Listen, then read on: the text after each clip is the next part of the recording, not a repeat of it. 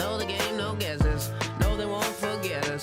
Form a roll like dominoes, they wanna get that precious. Follow me now, cause I know where to go. All the phones they lit up, look at how they glitter. In a VIP, you know with me it's always better. Follow me now if you just join the show. Don't need a miracle to change your whole life. I ain't no mystery, sophisticated type. I'm just doing things the way that I like. Ooh, I just do my own thing. Ooh, I just do my own thing. I don't care what they think. All the way, no pressure. No, my taste is special. When the light goes, let the night go, light the highs forever. Follow me, cause I know where we're going. Bag your phone, no pictures. Won't forget, won't miss it. On the door, say you know me like Sesame, they'll let you ride in. You can skip all the rules. Don't need a miracle to change your whole life. I ain't no mystery, sophisticated type. I'm just doing things the way that I like. Ooh, I just do my own thing. Ooh, I just do my own thing. I don't care what they think. We don't need no education. We already know how to make it. We just do our own thing.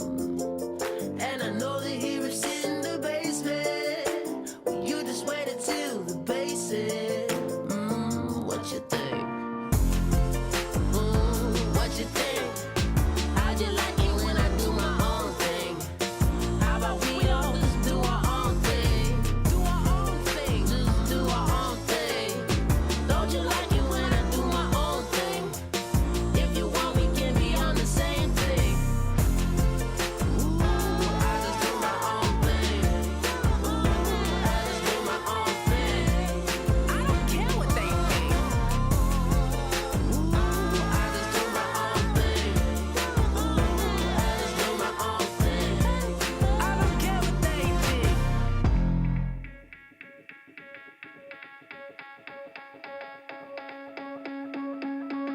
You owe everyone a favor. Watch the population rise. And if you want them to like you more, that only costs you who you are. Keep away from the ground. Live in the clouds. To the ones who let out. Release the hounds. I've been thinking lately about the writing on the wall. How I died for your approval. Like this for far too long. It's like a nightmare. Doing what you want, just like a nightmare. It's such a nightmare. Trying to keep everyone happy, just a nightmare. Keep away from the ground. Live in the clouds. To the ones who let doubts. Release the hounds. Have you ever felt this free? Like I am you and you are me. It's such a nightmare. Trying to keep everyone happy, just a nightmare. Keep away from the ground. Live in the clouds. To the ones who let doubts. Release the hounds. It's like a night.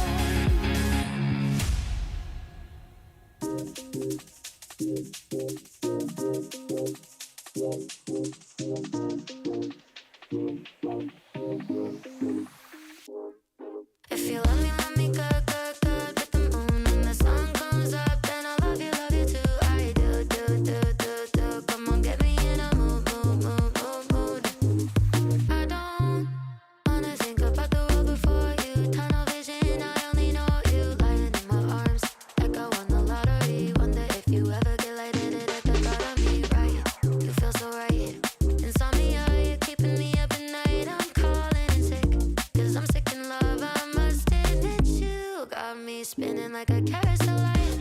I'm upside down, go round and round and round and round. You're lightning, baby, don't you let me down. If you love me good, good, good with the moon. When the sun comes up, then I'll love you too. I do. Come on, get me in a mood. If you love me good, good, good with the moon. When the sun comes up, then I'll love you too. I do. Come on, get me in a mood. I can't see clearly, no, it's really the way you wrap around me like I'm feeling oasis. Can't run away, it's the best kind of terrified. Forever up in my mind. I'm upside down, go round and round and round and round. You're lightning, baby, don't you let me down. If you love me good, good, good with the moon. When the sun comes up, then I'll love you too. I do. Come on, get me in a mood. If you love me good, good, good with the moon. When the sun comes up, then I'll love you too. I do. Come on, get me in a mood.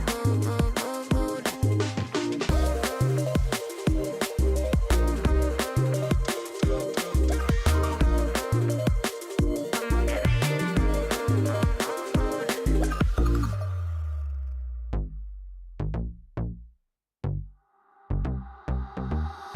Ooh, eyes I can see you keeping me wavy.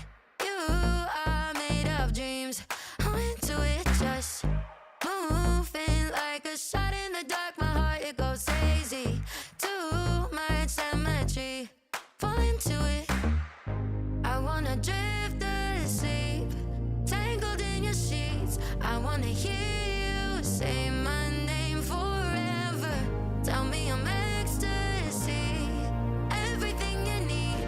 I wanna know you'll chase me to the clouds. I can see it in my head, it's better than the others. I know it could be the best, yeah, I could be your lover. You don't cross my mind 'cause you're living it. If you were all mine, it'd be everything. Baby, let me love you, yeah, I wanna be your lover. Slow motion falling into your Had food poisoning the other day, mate. You feeling better now? Yeah, a little bit bad yet, but getting better.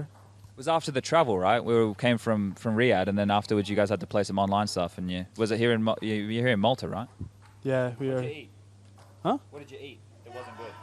I had no idea, bro. Could be anything. Yeah? Yeah, Okay. a lot of food. So Well, you guys got a spot around here, right? You got a little facility and stuff. Do you enjoying it? I heard you guys are enjoying your time here. yeah, here's good. We are like 5 minutes from the hotel, so it's way better to be in our apartment, with our stuff, not with like a luggage with a lot of clothes. Yeah, that's I have Yeah. so it's way better, man. Way better. So it's good having a base in Europe. Yeah, or a second home probably. The only problem is the ping, right? What are you guys getting? Like 50? 45, 50, almost like any. So That's true, right? You have to do that's so it's not a problem. The ping's not an issue. You're happy. You're okay with it. yeah, in practice, whatever you can play with 100 ping, but in tournament is we play against like the people with 5 ping, so it's a lot of difference. Yeah, fair enough. All right. Okay. Well, have you guys been out swimming much here? You know, you there's so many spots around Malta to go swimming. Have you boys been out much? We have been, but I have no idea what the name of the beach here. So, but it's beautiful. It's cold. The water is cold. Okay. The water is cold, isn't it? Is it? I think it's warm. It's all right. It maybe not as warm as Brazil. Yeah, probably not. But it's beautiful. Everything is beautiful here. All the nature, the Popeye village, and Oh, you've been out there? yeah, but it was closed. Oh, you went to go into the actual movie. Okay, so that's like that Popeye's Village part. That was a movie set at one point. They turned it into a theme park. Did you go on the cliff on the other side with a nice view? Yeah, but it was closed. Like the Popeye village was open, but to enter the water was closed because a lot of wind. Yeah, well, there's a nice protected bay there. So okay, that makes sense. It was danger to go in the water. Okay, so you picked a bit of. It has been a bit windy here lately. Yeah, all right. Well, who should I ask about the beaches? Fallen going to know? Will Gary know? Will they know where you've been swimming? Not really. Not really, bro. We're just practicing a lot, so. Okay. How you going? Good, and you? Not too bad. Sweaty. Let me take it. Let me take a knee here. Sorry. You're sweaty. Yeah. I was just talking to Caserato about Malta and what's been going on. You guys enjoying your time here? Yeah, Malta is amazing. So it's end of summer, right? Oh, yeah, it's okay. It's close to Brazil. So it's like 30 degrees right now for those people playing at home. I was just asking Caserato if you've been for a swim. He said you guys went to Popeye's Village, but it was closed. He said it was too windy. Yeah. Do you go out for a swim around here? Yeah, we went to the beach close here, to the hotel. The other time we went to Popeye Village too. We never went to Gozo, so we need to go someday there.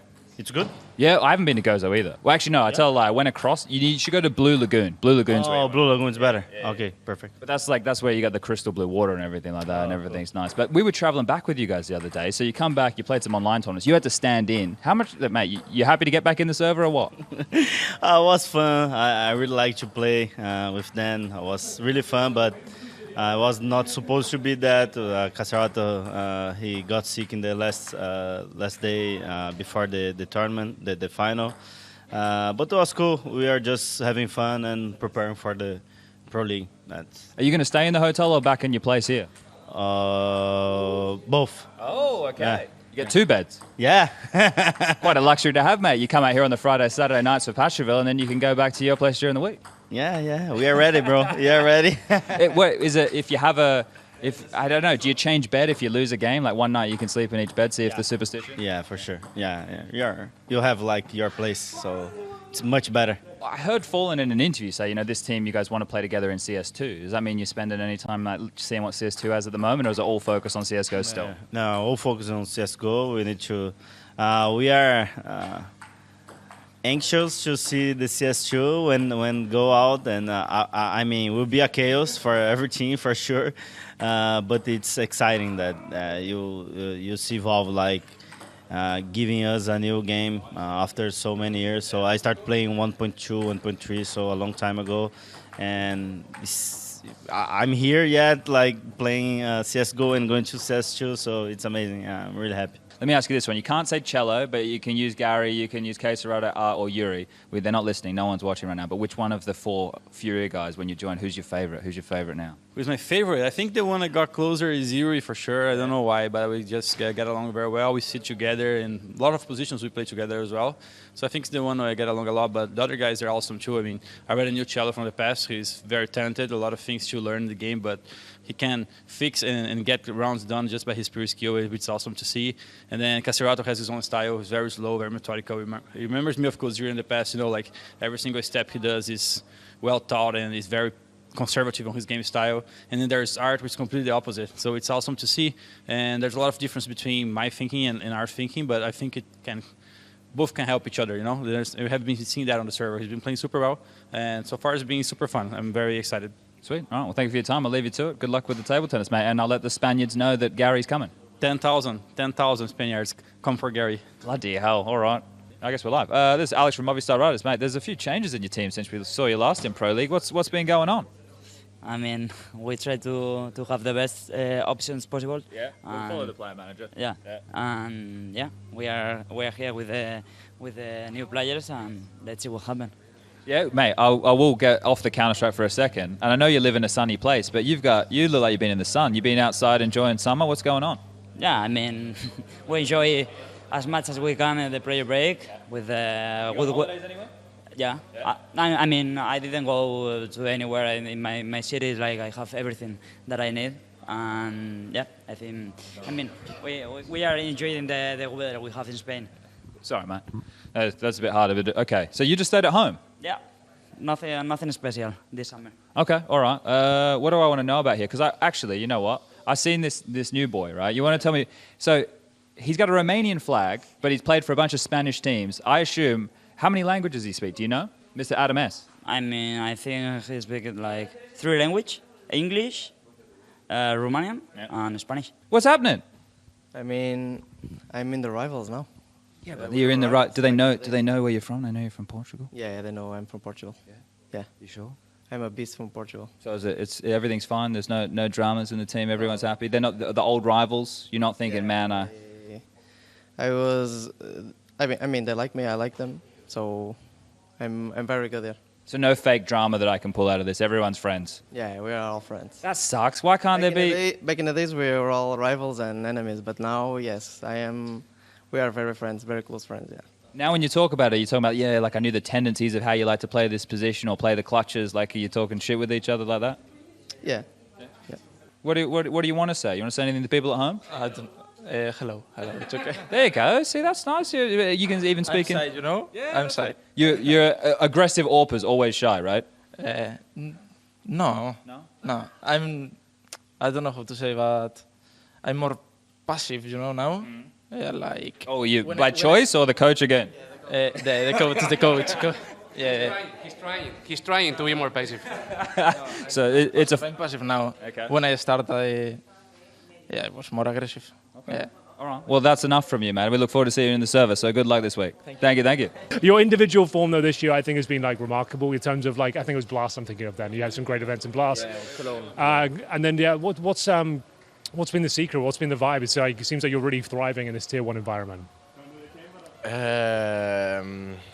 I don't know what the secret is. I think the setup is pretty comfortable. Like, I mean, all the staff around us, the big lad over here, the IGL. He said he's been training you in the gym. You want to kind of fill out a little bit more? You've got the height, but maybe you need a bit more muscle on you. He's been helping me a little bit, also this guy. Look at those guns as well. He's got like the 20-inch pythons coming through. Davey, what we're talking here? Like, we got to like 18 inches yet? No, I have no idea. You no idea? I bet he does. I do the Stairmaster. You do bums and tums every single day, kind of keep that in shape. It's looking nice back there, if you don't mind me saying. Wow, so we've got the A-man. Who are we playing against there? The manager. Oh, the manager. Okay, let's have a look over here. Milas, as the manager, I have to say, this team is looking like the happiest I've ever seen a Counter-Strike team. What's the secret? The secret? How do you keep the Danes happy at this point? Okay, well, we had a lot of talks of how we wanted to act as a team, like towards each other. And I got to give a lot of credit to Kasper Straube. Okay. He came in with a lot of good things and all really, I don't know, when you talk about like performance and teams, sometimes there's like big concepts up and like, oh, is this like a thing or is it just like a way too big concept to grasp? But he put some like really simple stuff down that makes really good sense. So we just trust him and follow what he's saying basically, and it pays off. Basically, I believe so. Believe in it, and it pays off. We've got a big game coming up of NIP to open things up, bit of a Scandinavian derby. How are we preparing for that one? And obviously made very light work of the boys last time. It was like looking easy out there. Obviously don't want to underestimate your opponent. Are you kind of focusing on the mental element of the game? Well, I don't want to talk too much about like the game side of it because yes, I know a bit about Counter-Strike, but that is the coach and the players part. But we just want to put the best. We want to facilitate the players the best that we can. Yeah. We try to recreate what we've done before because we feel like we found a really good like what do you call it? Like schedule. I can't find the English word for it, but like a good routine, I would say. Some structure. Some good structure and routines, and we try to follow that. And after that, we evaluate and see is that the best thing we could do, or can we do even better? And then we talk to the players, ask what they think about it, and then we try to improve. How's it going, brother? How are you finding Malta? It's going great. It's nice weather down here. Yeah. It's a bit far away from Are we Denmark. going to see you swimming? Are you go down to the beach at all? Oh, definitely. I got my summer body ready. I've been training all year. I can see that. I'm actually kind of liking what I'm seeing. No, thank you. No, I'm definitely looking to, How enjoy the weather. are you doing as a player? It seems like your confidence is actually doing really well. On the server outside, it seems like you're kind of relaxed right now and kind of in a good place. Yeah, I'm quite relaxed inside myself. I know what I'm capable of on the server and outside of the server, and it's being very appreciated by the team. So that just brings even more confidence to me, of course, right? That's probably why I'm so like it shines through a lot, right? Yeah. So. Finally, we are trying to find out what the God res is right now. So what res are you running and what sensitivity? I'm running 1280 times 960, I think. Nice. Yeah, It's a classic. Yeah, it's the sensitivity. What we're talking? Sensitivity 2, just straight up 2. DPI 800. 400. 400. Okay, bro. Well, I'm going to keep track of that. If you do well in the tournament, I want to see whether people stick with their original sensitivity, their resolution. Best of luck, Borup. Big fan.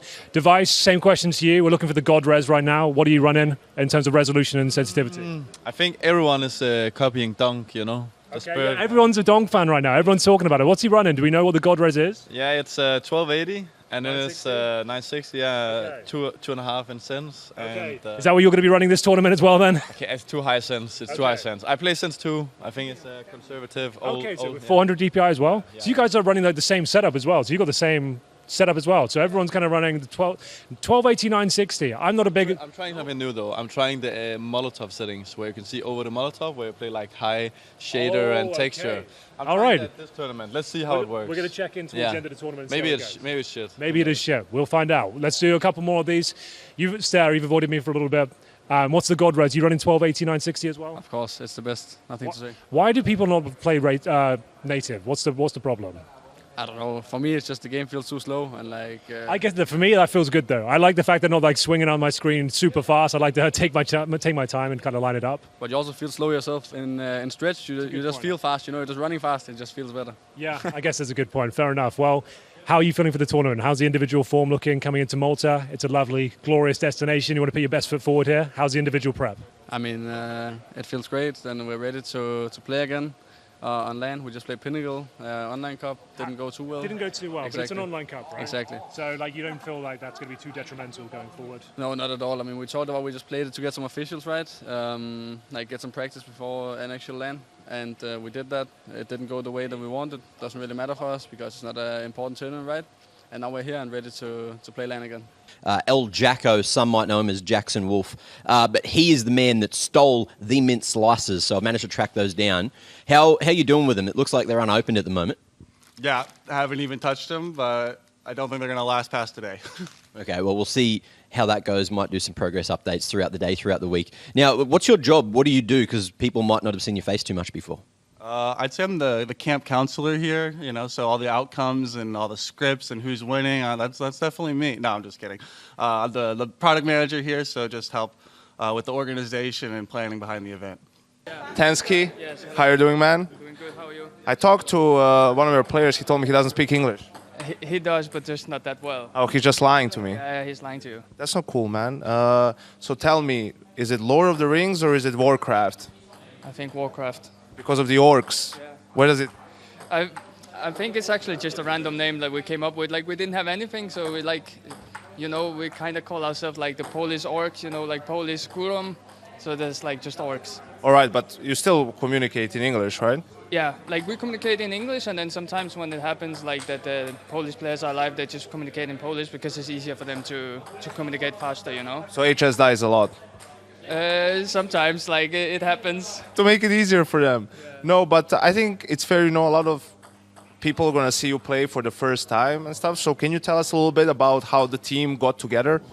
Actually, I was not even part of the team at first as a coach. Like they played like some online cups, and they kind of felt like, okay, it feels good to play together. So they created a team, and they needed a coach. So I basically just jumped in, and we've just been starting from here. Like the grind is hard, so yeah, we just keep going. All right, now tell me like what you feel is your strongest thing as a team, and what you would like to improve at the most. Okay, so I think our strongest is probably like the individual performance, in my opinion. But I think we need to be better at the communication. Also get the Polish guys to be better in English and stuff. So it's like easier for them to understand everything that's happening at every moment. Okay, so if you could put the 5 best players in your opinion in a team, Polish team, what would those 5 players be? Like 5 Polish players? Yeah. So of course Dycha, Hades, Kay. I think I also will take Killer to this Polish team and... Who, sorry? Kyler, because it's Killer in Polish. And maybe, of course, me. That's a good one. You have to put yourself in there. Who's the best table tennis player on the team? Of course, me. You, and is that why you're just you're waiting your turn, you're letting them battle it out, and then the winner gets to play you? Yeah, because I respect everyone, so I'm a referee, so I'm just watching them and coaching them in the table. So you guys thought you were done, you're not done. Well, let me come over here first, on your side, HS, because, we've seen your face before, plenty of times. So tell us a little bit what you've been doing this whole time. To be honest, this whole time I've been working really hard, but it hasn't really shown in terms of results. But I'm here to prove myself even more now, so I'm ready.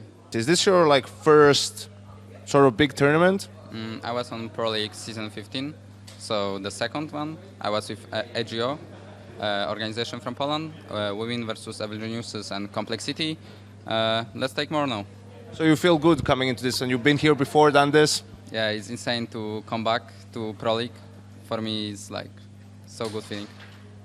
I thought like you guys were, someone was like a massive fan of Lord of the Rings or Warcraft, and that's how the name came in. And then SX told me the story, and I was surprised. So no big fans. The story was, I think the story was some of the Twitter guy write on tweet Olympisa orc. In Poland, it's mean like, I don't know how to describe it, like big guy, a little bit ugly, but Olymp is not ugly, of course. And yeah, that's how it comes. Yeah, and that's how we just got to. What did you think was the name? Yeah, basically that's the story. And then we were thinking of the name, and I was like, I don't know, just call us orcs, like whatever, don't care. Don't care. Who's the best table tennis player on the team? I would like to say me, but it's actually Veggie. Can you repeat the question? Who's the best table tennis player on the team? It's Veggie. Unfortunately, I don't know how he know this. He said us he only training on boot camps, but it's not true. I think he have the different, other tennis table in his house. It's no way he's that good. Oh, so that's what he said too. So that's right. All right. Thanks, guys. Good luck. And yeah, good to see you. ESL Pro League is brought to you in part by Intel, Asus Republic of Gamers, DHL, the United States Air Force, 1xBet, Monster Energy, and Gaming Malta.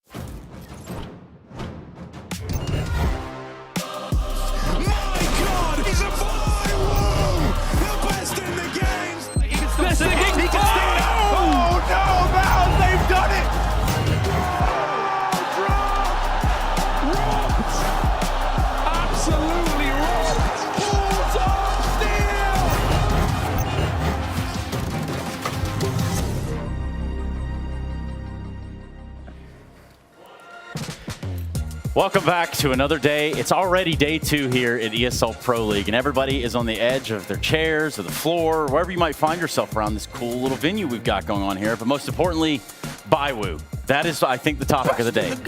We do love. Well, he's here. We didn't get to see him yesterday on that B stream. Yeah, so went by pretty fast. You didn't want to watch that, though, I think. There was massacres all day. Yeah, That's all it was. 15-0. I can't remember one of those for years. Well, they're always fun to be a part of, Henry. Let me tell you from great experience here. It's been a lot of fun. It's been a lot of fun. Online even is the best. And how long does it take before one of your teammates or someone just says, guys, let's just get around, shall we? Let's get one. Don't say that. They got 7 in the end, to be fair to them. So they actually bounced back. But so it wasn't too bad. We had Top Gun back in the day. You know, he would just be like, if we win around, we're going to go out for McDonald's or something, right? So we had our motivation. Fish on me, lads. Let's get ourselves around. That little reward there for him. Yeah, of course. And look, gentlemen, for those people who tuned in yesterday, obviously we were a bit more campy, quite literally. We were dressed in our colours. Henry, you've come donning the shirt again today. I thought that was the rule. I kind of missed the memo that we weren't doing it today, which is fine. I think you get a badge. I think you get a badge for that. That's a badge for you. Oh, okay. The first badge of the team, I suppose. So that's I'm giving it out because the badges have no rules and the other team cheats. So that's a badge. Hold the phone. Hold the phone. I don't remember cheating. What do we mean the other team cheats? Where's your clipboard? It's right here. I feel like there was some cheating going on. It doesn't even need to be a conversation because we're all equals around here, right? So your word, my word, anybody's word, it doesn't matter. So we don't need to have this conversation unless an adjudicator of some variety wants to come out here and set the scene. Cheating is a big accusation. We have to be careful. And an accurate one. Yanko was cheating yesterday. An inaccurate one. That's right. Thank you. It doesn't matter. We're bigger than this. We're better than this, and we'll be worrying about different things throughout the day. But Trace, can we talk to Mac? We could. Mac, what do you want to talk about? I don't know if he knows what he wants to talk about, but we want to talk to him. Mac, tell me something about anything on your own time. On my own time. Jesus. Well, this is a classic. if you follow me You're getting across here. stun locked. What are you, Trace? What have you done? What? I just said I meant trend the time. I didn't mean it like rudely, but you sent him over there now. I didn't send him over there. I just said on your own time. This is not meant to. Come back, Mac. Come back, I'm really Mac. sorry. It's a lie. So, Mac, come back. I'm sorry, Mac. Come back, mate. Come back. Trace. Right, good start. Should we go again? Trace, this is the classics. He's your captain. You just got classic stun locked. That's right. I'm really sorry, Mac. It's just the general hazing of getting on each other. No, he's trying to divide the team. Look, there was obviously some things that were miscued there. That was the rehearsal. What do you mean was miscued? I said on your own time. I didn't mean like go over there. You threw him. It wasn't a softball. You threw it up in the sky. He's looking at the sun, and you've said, Mac, catch. That's what you've just done to the poor guy. Right, now, anyway, I'm getting us back on track here. Please. Matt, you've joined us from Australia. I have, yes. Now, how poorly has my accent trended over these years? It's gotten more pommy. Like a little bit. Offensive. Not that there's anything wrong with that. Okay. I would say. I think that's probably I'm a hard British. analyzer when I'm listening to everyone casting, right? But Okay. there are points where you get very excited and then all of a sudden you're just like, jump into the Cockney accent. I don't know what it is. All right, go on. Bloody hell, what's going on? I've been wanting to slide a crikey into a cast, but I don't think I can do it with. I can't do it with a straight face. I've been telling him for at you least do a it couple of more weeks. than him. I'd probably do. No, but just imagine a proper Steve-O with crikey. Well, maybe we can get it going today because we got Greyhound up first. Yes. Me, Mac, and Henry are going to be doing the first map, so we can really. The Aussies, Mac, tell me if this is true. Yep. The Aussies seem to hate it when I'm casting the Greyhound games because they hate it. I'm reading comments. They don't like it at all. Is that the sentiment?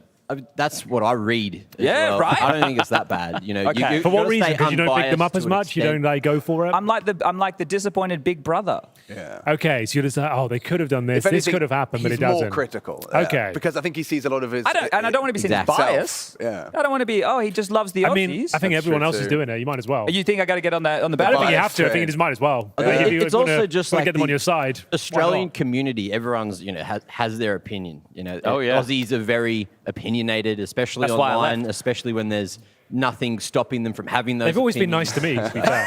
Henry's a wanker. Yeah, I do miss that. Henry's what a a charm that wanker. was. Yeah, that one Amazing always scenes. very captivating. I think at the very least. might Henry's a bring it back, who wanker. There's like, hey, how you going? Or maybe that's more like a Friends reference. Yeah, I but don't think that also was a particular crossover. Australian. Anyway, speaking of, Isn't that from the how film? you doing? Hey, How you walking going? here. I'm walking here. That's full Australian. All right, speaking of Joey. walking around, obviously you do a lot of that in your lifetime. So how many times have you been around the sun here, Alex? Yo, actually, this is my 30th rotation. 30th rotation. Congratulations. Thank We you. don't have the Thank rights you. to the birthday song, but very Happy birthday Yeah.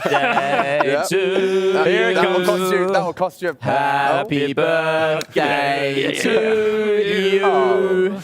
Happy birthday, dear Alex. Happy birthday to you. Hip, hip. Hooray! Hip, hip. Hooray! Hip, hip. Hooray! Make a wish, Alex Richardson.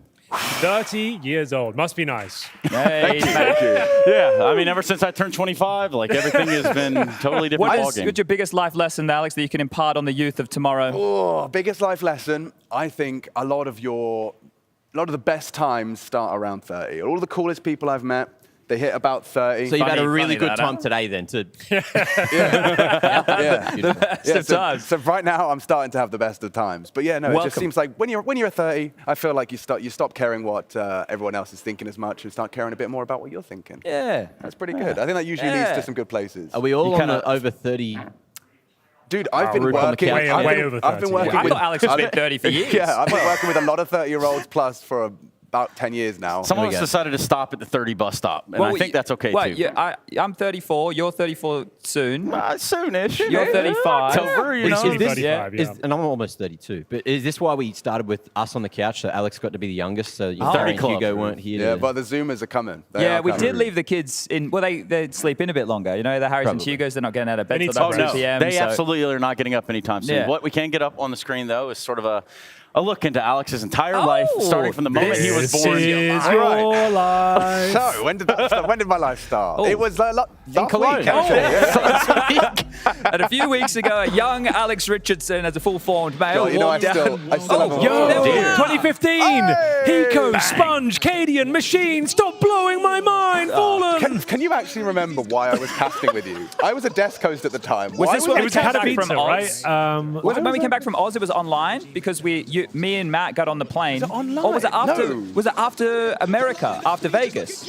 It was after I'm Vegas we pretty did sure it Pro was League. online. No, we went for Pro League. Alex and I missed our flight. We had to come do Pro League. Yeah. Once landing. That was LAN. That was Katowice. That was LAN. Yeah. God damn. That was. okay. I remember being next to Al when it happened. You sound so cool, Alex. Dude, what is listen the to my reaction? voice. What's You do so sound like a weird? different person Why with do I the sound voice. like a different human I being? don't know. It's not like bad, but it just like sounds very different. You know? Shout out It's to crazy. old Cash. You've had a couple of nice moments, I'd say, Dude, Alex. yeah, Jeez. this was after Las Vegas. This was the moment I'd sat down Okay. after missing our flight and Matt and I slept in the old office waiting for you guys to get there because we had just arrived as well, but only like 5 hours before you. oh, this one. Listen to my voice. This is back in the 90s. Listen to the quality of the audio. Oh, yeah. The Coming tinniness. through via ham radio. The Styrofoam Cup radio, I think, is what it is. Is this when like the casting also came through on the Go TV as well? That was when I got the message, like a handwritten note saying, players can hear you. We both Players can hear you, that. don't be specific. And I'm like, well, that Yeah. fucks my entire job. Well, you can't say the money or the bomb site they're going Or to. the bomb site they're going So I'm a to. colour commentator. It's not Sort of really like much else I can do Dude, about that's that. where I started saying the second letter of the alphabet. That was when I started saying that shit. We were having to write notes to each other. Like we couldn't actually communicate properly. So we were just writing down pieces of paper like what was actually happening, what we were going to do next. Were they my hearing you rap god? in game or were they hearing you through the headsets? No, I think it was bleeding Through the arena, yeah. Oh, listen to the music here. That's for certain now. With the bomb down, 35 seconds and counting. He's got to throw something flash. He's going to go I know down. that. It's frag. It's, That's going to be it's like a, interactive. is that TikTok or something? Either way, it's probably royalty free. Wow. The animals are leaving us. What's that? Look at this one. That is. Oh, here we go. Oh, yeah, actually. This is my first impression. Man, if Ollie was here, he'd be so mad as well. He's just walking straight in front of the camera, not worried about the lights. Oh, here we go. Oh, you can't win it like this, Katie. I No, know, come on, classic. man. Surely you don't. Dude. Some more contemporary work here. There's no way. Right, listen to the different human beings providing the content. Pro League like this. All right, that's enough. No Shut up, Alex. Calling well above his years, clearing corners. No! Oh, it was during the studio. Yeah. I forgot. That whole thing. Alex and I, the whole season, were playing out the gag of the. Do you remember? We were playing that gag out the whole season, and then Cadian finally did it as we were playing out Just on the last retired map it. of the finals. So that's done now. You can never use that bit again. Oh, yeah, you remember that. What do you remember? We had to can that one Yeah, after that. it's over. So yeah, well that's Wow, that was cool. I like that. What a lovely throwback through the years. I've been doing this a while now. Yeah. We started working together in 2014. We did our first That's UK right. LAN, and so it was close to 10 years now. So Yeah. what a journey Damn. it's been. Damn. 2014. We started I don't know if you working should together say that yesterday. too loud. It's been a great 2 days. It's been a magical 2 days, bro. Hey, Lovely. so on day 2, Alex, you mind walking over there to the old the badge zone? The Yeah, mix well, you zone, know, they call it would be my absolute pleasure. Okay. Let me go do It's a some, birthday present from go us do to you. some work. So, Which Alex- wait, I want to keep there the it state is. manager happy. In a round. I'll Yeah. see y'all later. Hey, look at All this right, all professional. right. Now give us a strut, Alex. The birthday strut. I'm giving power. Got kind of like a Conor McGregor vibe, but The Colin McGregor, yeah. Colin McGregor, Colin yeah. McGregor. It's Alex with the badges. Thank you very much. Welcome to Alex with the Badges. I'm Is your that what host, these things are? Alex. These are the badges. As you can see, Team Strike. Badges are for nerds. Yeah, exactly. These are the geeks. They got the gold stars, and they're the teacher's pet. Because they've got how many now? 4. 4, yeah. Obviously, Self-appointed, half they of them, have I'd the imagine. nondescript fist emoji. I wonder what they got that one for. Teddy bear. The teddy bear parade. That's of course because Harry's on their team. I reckon they got the aces from getting the ace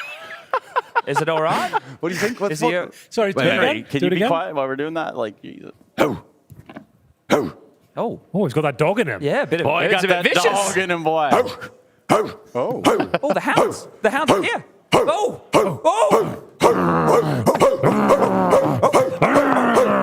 That's the fucking spirit of Australia, boys! The boys, they're here, taking on Brazil! It's a battle of the Southern Hemisphere. Look, screwed that one up, but we are going to go short That's the break. answer we want. It's prime time for Energy, Australian baby. Counter-Strike. Let's see if they can do it just after this.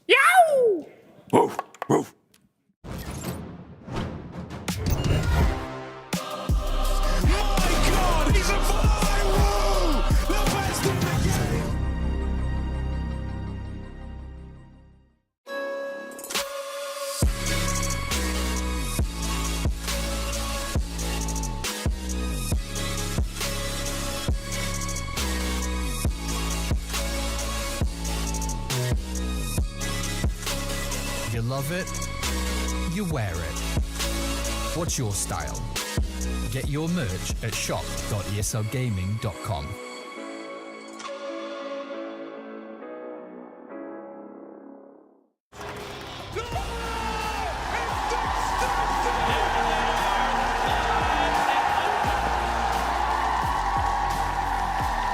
Let's rip the Russo.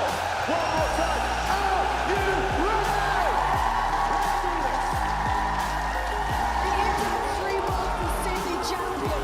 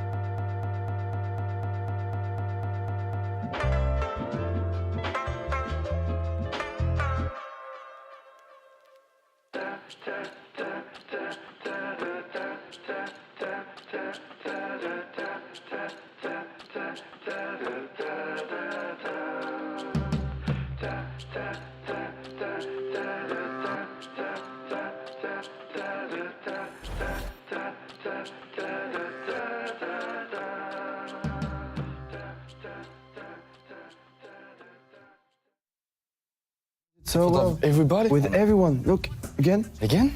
The fuck? It's so good. It's so good.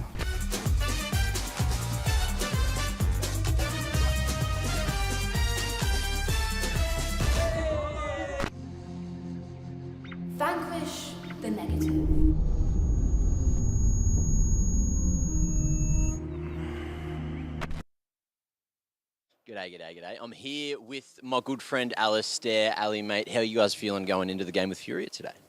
Pretty good. I think we got the vetoes back and looks pretty good and we're pretty comfortable. So yeah, excited. Nice. Now, what have you turned around since yesterday? And talk to me about that one. I saw a few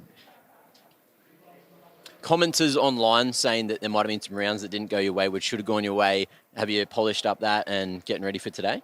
Yeah, I think so. I think a lot of it came down to our CT sides and the way we played some rounds. We definitely had like a good grip on most rounds and then just seemingly sort of gave it away. I think if I can get more involved with the AWP today as well, that'll be a huge help. But yeah, no, we reviewed it and I think we came to a lot of logical conclusions that should help us today, I think. Just get those protocols in order. Now, you've played Brazilians a fair few times now. I've mentioned that on the couch yesterday. The amount of times when things go wrong or even just in the draw, you have to play Brazil or Brazil CS in general. So has that given you enough experience that you're feeling, extra confident going into Furia again today? Yeah, it's definitely not like an unknown beast for us. We've obviously had to face them a lot previously, especially at Cologne playing Furia as well. I don't know, we just have more of an understanding of how they want to play and how we should be playing against them. They're very sharp and they're not afraid to just duel you. So I think as long as we're just awake, we'll be fine. Did you watch their game, do a little demo review of what they were pulling out yesterday? Yeah, we had Josh mainly had a little look. We sort of just focused more so on ourselves individually, but yeah, I think we should be right. Okay, and on that note, look, I'll let you go warm up and do the boys proud. Easy, thank you. Catch you, brother.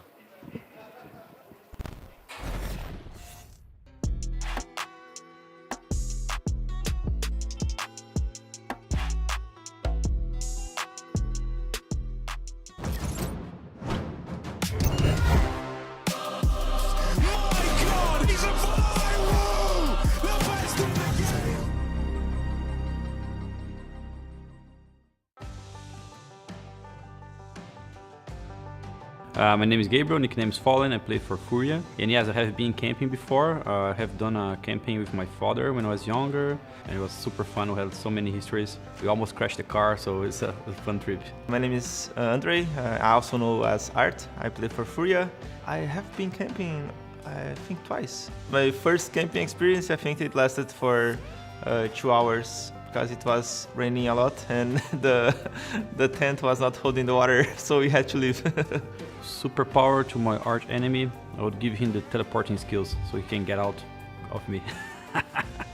Best skills, I'm gonna bring my guitar. I saw the wallpaper on the PCs and they have a CS character playing the guitar, so I'm gonna have to bring it. Which song? I'll play Spirit Bird. I don't think they know the lyrics, but I have been listening to it, so I think they will recognize the list. We will throw Yuri at the bear because he has more meat, so the bear is gonna be very busy for a long time, so he can run. He's gonna take some time for the bear, so for us to run. I have not been long enough with them to know who can cook well or not, but I strongly believe that none of them can really cook, so I think it's gonna be up to me, and I'm not that good at it either. If I had to cook to them, I would probably do rice and steak and salad. That's pretty much what I can do. We are the best campers in the group because we have some old guys in the team. I think life experience, it goes quite far in the camping things.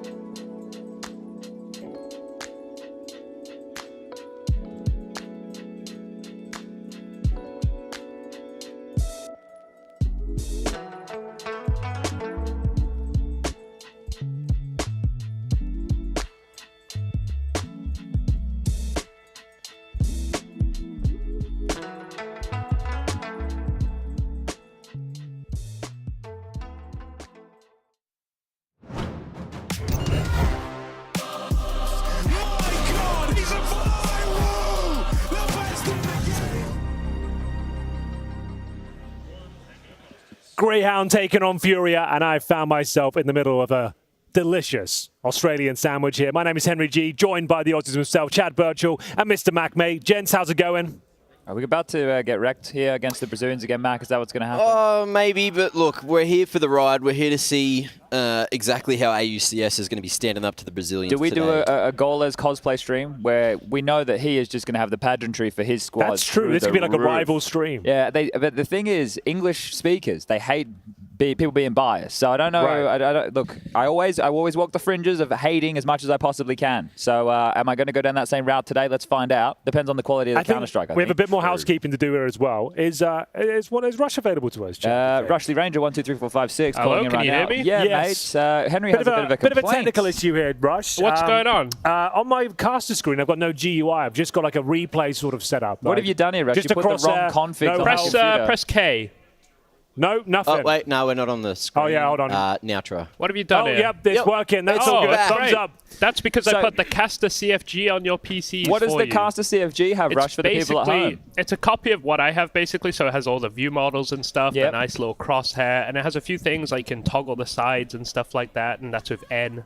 There should be a little sheet of paper J-Res printed There out. is, but there's nothing on this page. Nothing about K. No, it's definitely just in press K, front of that's us fine. here. Don't press It says K. J for there's no console, K. and then it says N for swap teams. Yes. No K for getting rid of the HUD, but that's Just great don't press to know. K.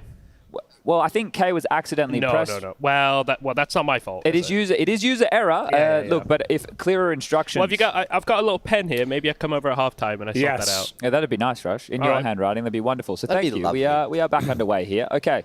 So we've got Greyhound taking on Furia here. The Aussies versus the Brazilians. Now, look, this is not an elimination match. This is the mid-bracket, lower bracket. Really depends on however you want to frame it. But loser of this will go down to the last chance. So there's still an opportunity for these teams to potentially make their way through to the playoffs. However, once you're in this bracket or the last chance bracket, only one team from each of those is able to grab a spot. Whereas in the upper bracket, we'll see teams later today playing. So what I'm saying is, even though there's lots of chances, even though there's lots of safety nets, still going to be a difficult road for both of these squads. Furia haven't looked like the team that I think people would hope they could become. And Greyhound, it's the same conversation every time. They go home, they get stuck in the mud, they practice against 2 or 3 different teams, they come back, they have to play catch-up, and they get demolished, and the cycle continues. Yeah, it seems that way right now. It's totally fair, I suppose. It's pretty accurate summary It's a long of the way, entire isn't it, Mac? situation. Yeah. It's a long way. When does the adventure change? When does the pick your I path see. adventure go a different direction? I mean, they're always good Is for that going to happen? They're always good for a map, you know? There's always one exciting But you map. see where he's going with this? He wants to really...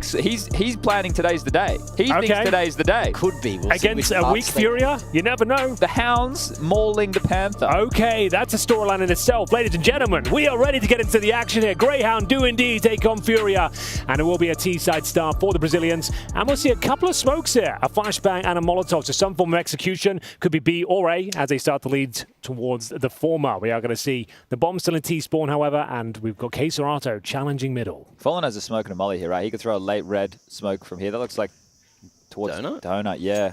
But he's called that off. So this was a reactionary-looking pistol. When they take space like this and now Fallen moving across the map, they've got territory that maybe they weren't expecting to get so freely. So now they can pivot with this util. It's going to be a pillar molly. That's going to help them take stage to a cave here. Ooh, In's close with the Julies.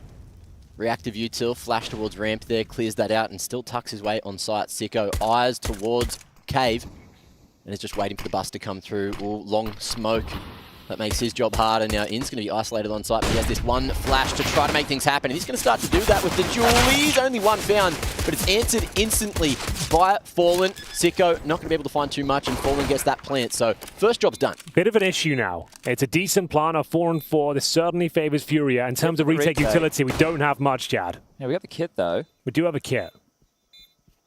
Yeah, they just got to hit those shots. Fallen in a rough position, but has a lot of cover here behind the pillar, swinging. He's going to fall, and it's a good-looking retake so far. 3-for-1 trade. It's up to Queserato, who popped off yesterday to try to make it happen. And he's going to be popping some skulls. That's a little bit worrying. Ali, he's got the kick, but he's not able to wrangle it. Liaz going, trying to get there before the full reload, but Queserato coming through with a huge clutch to kick things off for Furia. Yeah, made him look silly on the pistol, huh? A dagger into the heart of Australia there. It was looking so good. We said it was a difficult retake. take. If anything, though, they had the upper hand. It was a 3 versus 2. The defuse was coming in, but just couldn't find the footing. Their time was too low. The spin around Chad is an old classic. Up the DPI, starts spinning on the spot, hope for the best. Doesn't work out, and Case Nerato manages to win a very important pistol round. But the force buy is coming in at least. Yeah, it's not the end of the world, but you don't love to see it. Just the way it goes down. Yeah, exactly, right? And we're talking about a 4-on-4 retake on the side. Inns did the job to get 1 kill in that environment, so you think, okay, that's the thing. You've got Julie's in the site. You know you're going to get locked out by Util if that's the case. 1's probably enough, and I think it was enough, right? The fact they lost the 1-on-3, they just needed to put... They had time as well. It happens, and maybe they can bounce back. A double kill in towards middle. Nice. This is Australian. Yeah, that's much more like it. And now that's going to force Furia in towards the B bomb site here, trying to get their skates on, get that bomb planted, and see if they can find a couple of kills here. Cello with the best opportunity to do so. The Mac-10 not doing quite enough damage, though. Gets information at least one player is there, and the bomb's coming in all the way through T-spawn, and they are losing numbers thick and fast as Greyhound start to strike, coming in together, surrounding their opponents in. There's now just 1 player remaining. Fallen, the in-game leader, with 4 points of health, doing everything he can, but it won't be enough. And it will be Greyhound bouncing back with the force by victory. 3 players survive. He's so loud. I don't know how he keeps his voice like that, but that's just typical Australian, right? You know, buy up in the second round, win with the pistols, rather than doing it easy in the 3v1 on the actual pistol round, huh? It's a nice approach here, though, because one of the factors here is there's a CT smoke out of cave, so they're not so worried about players crossing up lane. They can keep their attention focused to them waterfalling out of mid here. It is pretty chaotic, right? You see Fallen, they're just trying to scramble away at the end. It's super interesting to me. They're committing so hard towards middle at the 1:30 mark, right? Like before they baited out any utility. We're back into the action straight away. That mid area is getting a lot of attention. The Tech 9s ripping through the cave, but it will be the man advantage maintained for Greyhound here. Up against a full investment from Furia. They'll be focusing towards the cave once again. In standing tall, though, Galil doing a lot of damage. And 1 player remains. It is going to be Fallen left in another 1 versus 3. Where to from here? He's not too worried about the Galil, still with the dig in hand. Looking for that 1-tap potential onto the CT. Sicko must have just barely spotted him there, and that's that 1-tap we're talking about. 1 dig coming through, and a big plant on B. That's going to be great for the long term, but he still has 2 more to get past here. Spacing is looking good between the Hounds. Liaz jumping out. Ali wants to trade here. M4 going to find him around the corner. You've got to say, Chad, we'll lock it down. Everyone thinks that Fallen is done. They go, this year, this team will be done. He always seems to have these performances, have these moments that still surprise you, right? I think this is the thing, right? I was talking to Fallen on the lobby stuff, and there was the sentiment of he's not going to say that he'd be quitting anytime soon, right? Like he said that once, he and did. Then now it's kind of turned out he's in the flagship Brazilian team now to lead them back to glory. I know they right? lost to Navi over a Gamers A, right? In the first round, they got knocked out. But like, he was keeping up with Simple, at times looking better than him. He has had these moments, right? And then we talk about Snappy a lot, Carrigan in the mix as well. All these guys can have maps. And I think some of the things that we don't maybe highlight as much as when we're casting as we should, or when people look at the stats, is, you know, certain areas on certain maps, if players are rotating in all the time or they're not coming to your site on the CT side, you're going to be trying to find harder types of kills throughout the game, right? So, you know, players can have these pop-up performances they can be feeling at. A guy like Fallen, though, finds himself in the thick of things. When he's playing well, it tends to lead to him calling better, right? Absolutely, you find that a lot with your in-game leaders when they're finding it. But because an AWP in-game leader, it's even more important. That's why I think for the Cadians, right, the James, the Fallens, if they're all having impact and they're calling the game not only around themselves, but as the pieces are moving, life can be really easy. Well, they were thinking about this one in that timeout. You can see 4 smokes picked up. 1 hero AK in the hands of Cello. Which is becoming very meta these days. Isn't Pretty it? much every team is running this approach. You're trying to get the most out of this round, so it's not just a complete gimme. At least try and get the bomb down, a couple of kills. Means one of your players might be in a Mac-10, but that's certainly serviceable. As you see, them trying to bait out some utility towards middle, suggesting they'll be heading through. But it's Cello towards the cave. Should have been his kill. Doesn't quite convert it. Might have picked that strat off of the spawns too, which could be interesting to look at. Look at all the smokes that have been used by Furia. There's 4 smokes the Furia used already to open this round, right? They were all littered across mid. So in terms of endings, they didn't get themselves any space, right? Sure, you have B lane. You don't fully have mid that could be taken back at any point here. So they have B lane to go for a B execute. Liaz quite aggressive, so you know it's not going to be A at this point. Greyhound have a very good idea that this is either going to be a playthrough mid on Ali's spot or a B exec, and with the exec, it's just this AK. So this should be a good round for Greyhound. Inns is very low, 32 HP, and playing this range against some pistols. This could go wrong real quick if Sicko can't trade. There's that swing off the contact, and Cave control is going to be locked down. That's very nice. at the 1 minute mark as well. Now I just want to try and get the low HP player ins out of the cave if possible. Yeah, it's this quite is difficult. Perfect though, isn't it? Yeah. You just block, you chill. The biggest problem that happens there is Ins takes a kill, Sicko swings in, dies instantly, and then they take down Ins after. So, okay. That's the AK. They'll be in for a plant here because Liaz will not overextend from main. He should let them in, right? This is going to open up about 180 of the angles here that Furia have to deal with. Yeah, that's a good point. Doesn't want to risk giving up another rifle here. Fight. A keeper, he's low HP, he's done for. Oh, Ins. This is the eco, essentially. Bear in mind, 1 AK-47, no Kevlar otherwise. He shot at his teammate! He just shot at his teammate! He actually did, didn't he? Dinked him, I think. I don't know if he hit, but he shot at his teammate, right? I'm not blind. You're not blind. We'll get that the happened. replay. That is unfortunate. Revealed his position before he saw the two But lined up. you can see your teammates' Come name on, for the wall Vexo. these Hold days. up. If anyone's doing it, it's this man. 1v3. Big damage on those T's already. Fallen. Worried about that Ninja coming through. Tapping again. Plenty of time to play with here. Has that kit. Can save himself a couple of seconds. It's all on Art, though, as you mentioned, coming in from CT. The tap, the smoke, it's gone. Done. And Vexite's looking just to save. Won't be allowed to. Mac, and come on, man. Furia When I get disappointed about that, that's got to be fair. That's got to be fair. Surely I can get upset about that. How are they mad at me for getting upset about this? It's the way that you are disappointed. But that's how everybody should feel. Look! Because we're all heartbroken. I'm out. And I feel like... Chad, yeah. I feel like we don't want to... He did give up his in the heartbreak. completely with the fucking M4A4 as well. Ah, man. That is a rough one. that is, you hate to see it, unfortunately. It makes my heart bleed. Can't imagine how you guys feel. That's the punishment. And now it's the eco return as well. Oh no, they're fully invested, my bad. Okay, this could be where the wheels fall off unless they can pull this round off. It's a nice amount of pressure applied towards the B lane. They've actually got somewhat of an advantage here. The flashbangs in response are decent, but the shots are better. Yuri will find the first frag, and it's Sicko up next to the chopping block. He does a little bit of damage, but has to fall back here. Mid-control granted towards Furia once again. Bear in mind, it's 2-2. The force buy of the Australians here. Very important round as we see them enter another 5 He shot at versus his 4. teammate. I know. That wasn't... It wasn't still ideal. there. It's early days, you know. It's early. It's, what, 11 a.m. or something? You can see the thing It's above their 12:30. head through the wall. Yeah, I know. I made that point is that you can see the names now. Like, what, the last 2 years, you can see everyone's utility and name through the wall, right? Yeah. So, It's not going to be cleared on the short side of Cheetah. We'll go for 1-for-1, which makes it still achievable. You can see Yuri very low here on 3 points of health. And Furia, they're just going to group up here, B. here we go. No, there's a chance. This one is not done. I'll give it the sauce, Henry. All right, ladies and gentlemen, Greyhound on their knees. Desperate for this round to go in their favor. Furia starting to gather momentum. They execute in towards B. One man can stop them.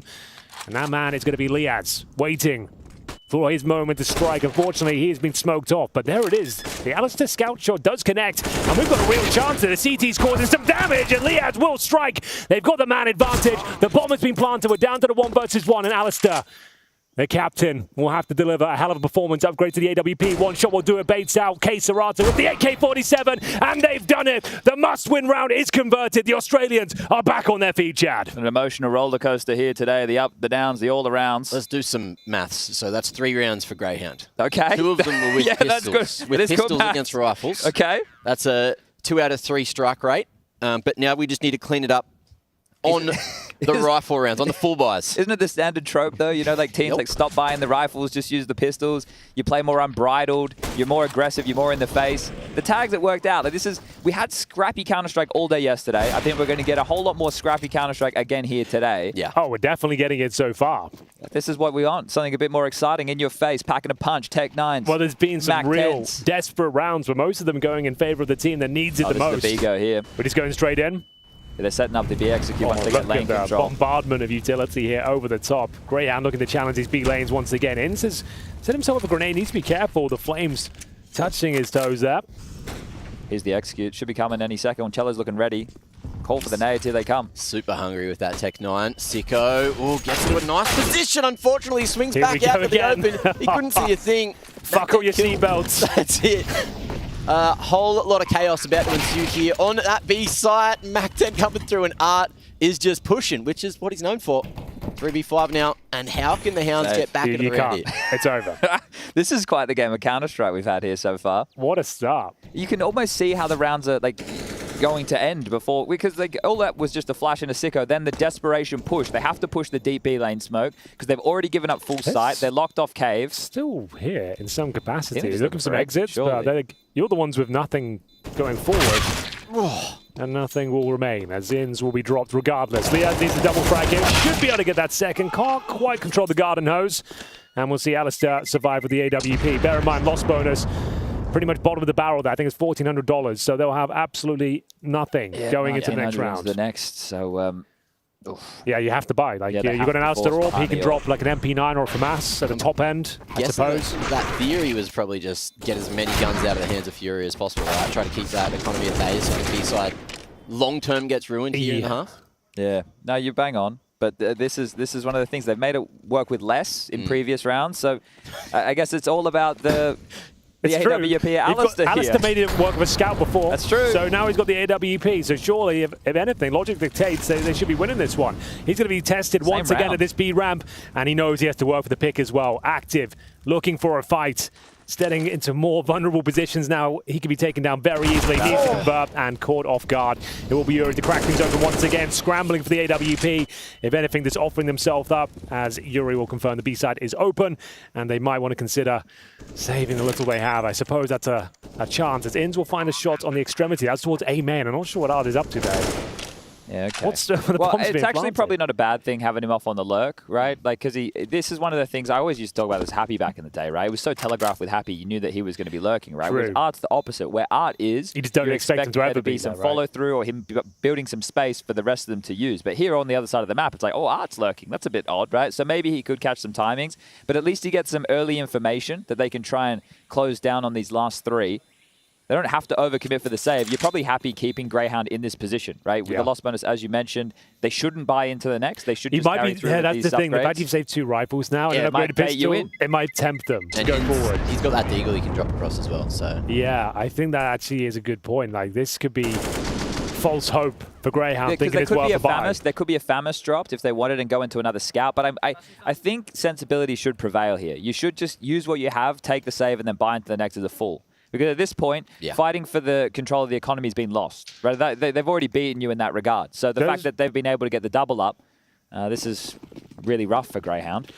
Does Greyhound play over coach, or is he? No, it was Kingfisher. What happened with the Kingfisher stuff here? He's helping out, buddy. Vertex every now and then. He's been around. I think he was helping the Australian team at the other thing that's going on at the moment. I said if Dexter joins Greyhound, I'll coach him.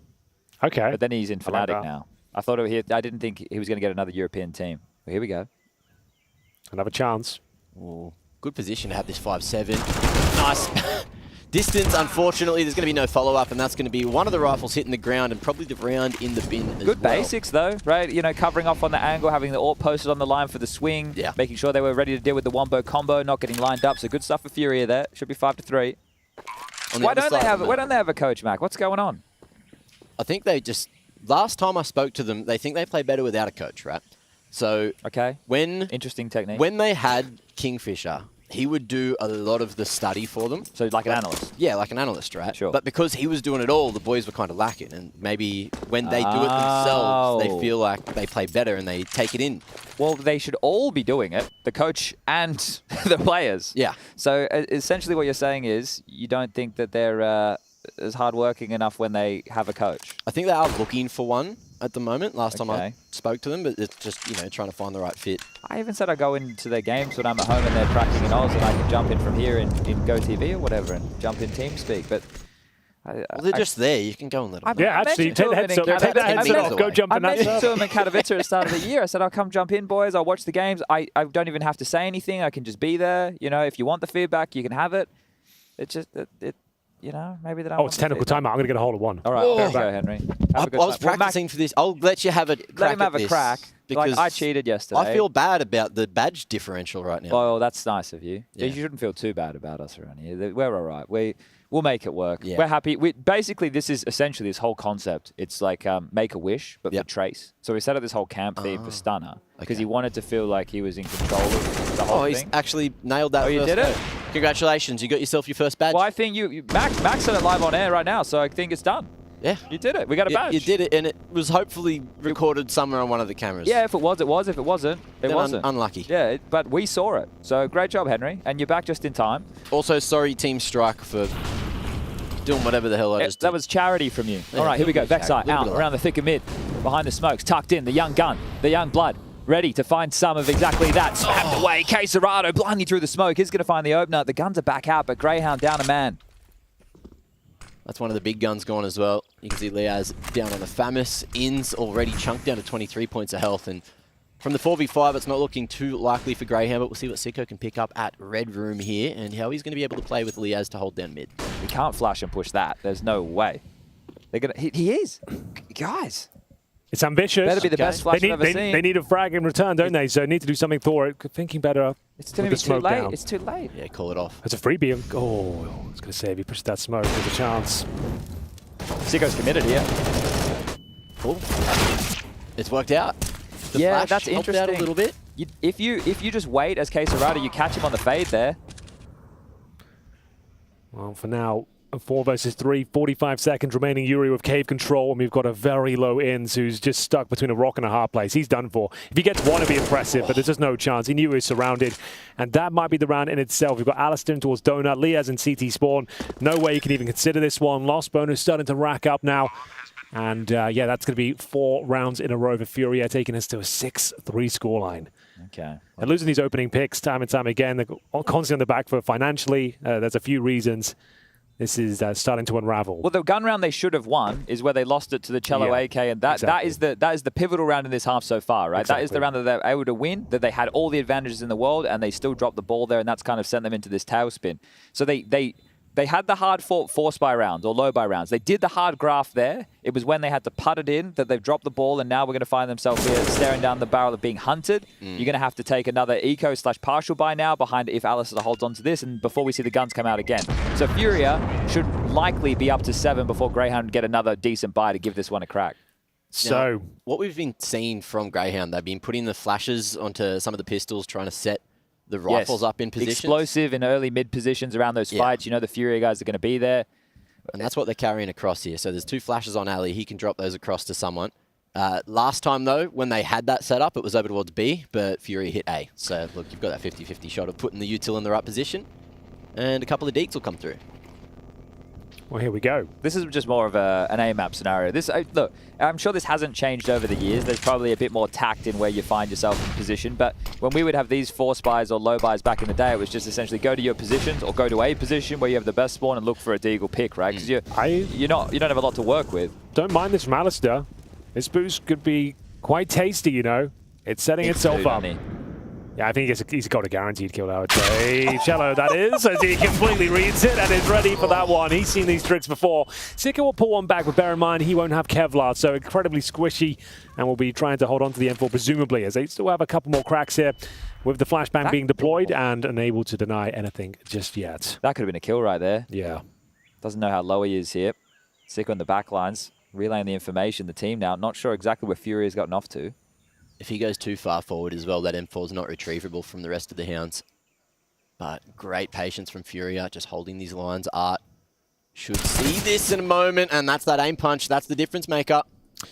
No Kevlar, and now it just leaves 2 players remaining, Vexa and Liaz, rotating from the A-bomb site. Good restraint from Furia, right? We're talking about in the interviews, you're seeing from Fallen, talking about, you know, obviously the input of Art, and he's got good ideas, and it's the blending of the 2 different styles together, and that's going to take time to make it work. But the fact that Fallen has just kept them chained here after getting into the site, getting both entries, and then calling pause for the better part of 40 seconds. Well, bear in mind, it was a bit too chaotic at the start for them. Like on their anti-ecos in the first 4 or 5 rounds, lots of fast mid-plays, and then they're getting caught off with the flashbangs and realizing that Greyhound have got these flashbangs to counter those sort of plays. They have slowed it right down. They have looked more methodical since then. So yeah, that's a good point.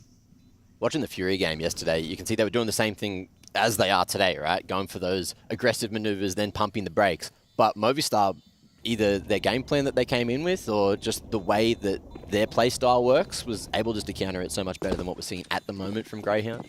But it is still early days. You know, you'd hope that everyone's coming in warmed up at midday here in Malta. I have a theory that when Greyhound has the earlier time slots, they generally play better. Okay.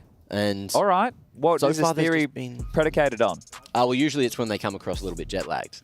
I remember at the major they had very late games. So you're saying, okay, they're waking up at 5, 6 o'clock in the morning, and then they're rolling out, and then it's when they're at peak frag and come lunchtime. Okay, that's it. All right. I can see some logic behind that. This will only be the first tactical timeout called from Greyhound here. Well, yeah, like we said, they don't have a coach, right? So I guess it's all ins. Yeah, exactly. So you do it as a unit here. Ins are still in game leading, right? Yeah. Okay. Is that's Greyhound's coach? So that's Greyhound's coach. Should we give him a name? Left, right, out there. Left back in the changing room. Didn't make it. Call him Laro. LRO. So you said I've always just thought Alistair was the captain of this team. I guess that's the kind He's of image. the emotional captain. Right, but it's In's the in-game leader. Yes. Okay. The in-game leadership also changed hands a couple times. Yeah. But it's been with Ins for more recent history. Yeah, and because of that, when they don't have a coach like right now, there is more of a brains trust. So more people might do a bit of talking, especially in those timeouts there. You know, Liaz, he's been around for a long time. Well, this is aggressive. They missed the molly. Missed molly. And, well, unfortunately, not a missed shot. This is the first buyback, and they've already lost a kill. They've lost everything as well. They've nothing. Still scrambling. You've lost a pick towards B. They've committed in towards A. Oh, missed smoke, though, towards Spawn, and they've actually pulled one back here. So a little bit too cavalier from Furia, overstepping the mark. Have actually given a frag back in return, and now they need to transition the bomb over. It's in T-spawn right now. You can see there's a lot of work to do still. In terms of utility, they still have the majority of their smoke, 3 to be exact, and I think CTs need a bit more information. They've confirmed that B is clear. They might want to start a flank maneuver as well towards that elbow position. In's considering it. Inns would have heard the rotation through spawn. He was running through the water. Close side as well. Oh, that's the kill that maybe decides the round. Because now you've got a very difficult rotate with no flank available.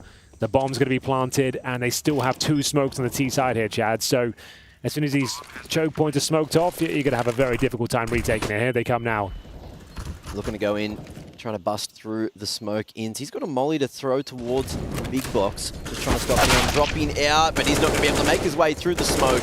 And you're looking at the money. The late smokes are brutal. Yeah. That's a death sentence. That was a difference maker in that round for sure, because at that point, Greyhound still thought they had a chance. But they waited till the bomb was planted before they even dropped the smoke. So that's another 20 seconds with the C4 down. So you have no choice. You have to run through those choke points. You can't wait 20 seconds, right? So, yeah, that is rough and very impressive from Furia to even have the smokes available at that stage of the round. Good comms. Vexite going to be able just to stab Art in the back, help keep Liaz alive. And far enough away to survive there in Red Room.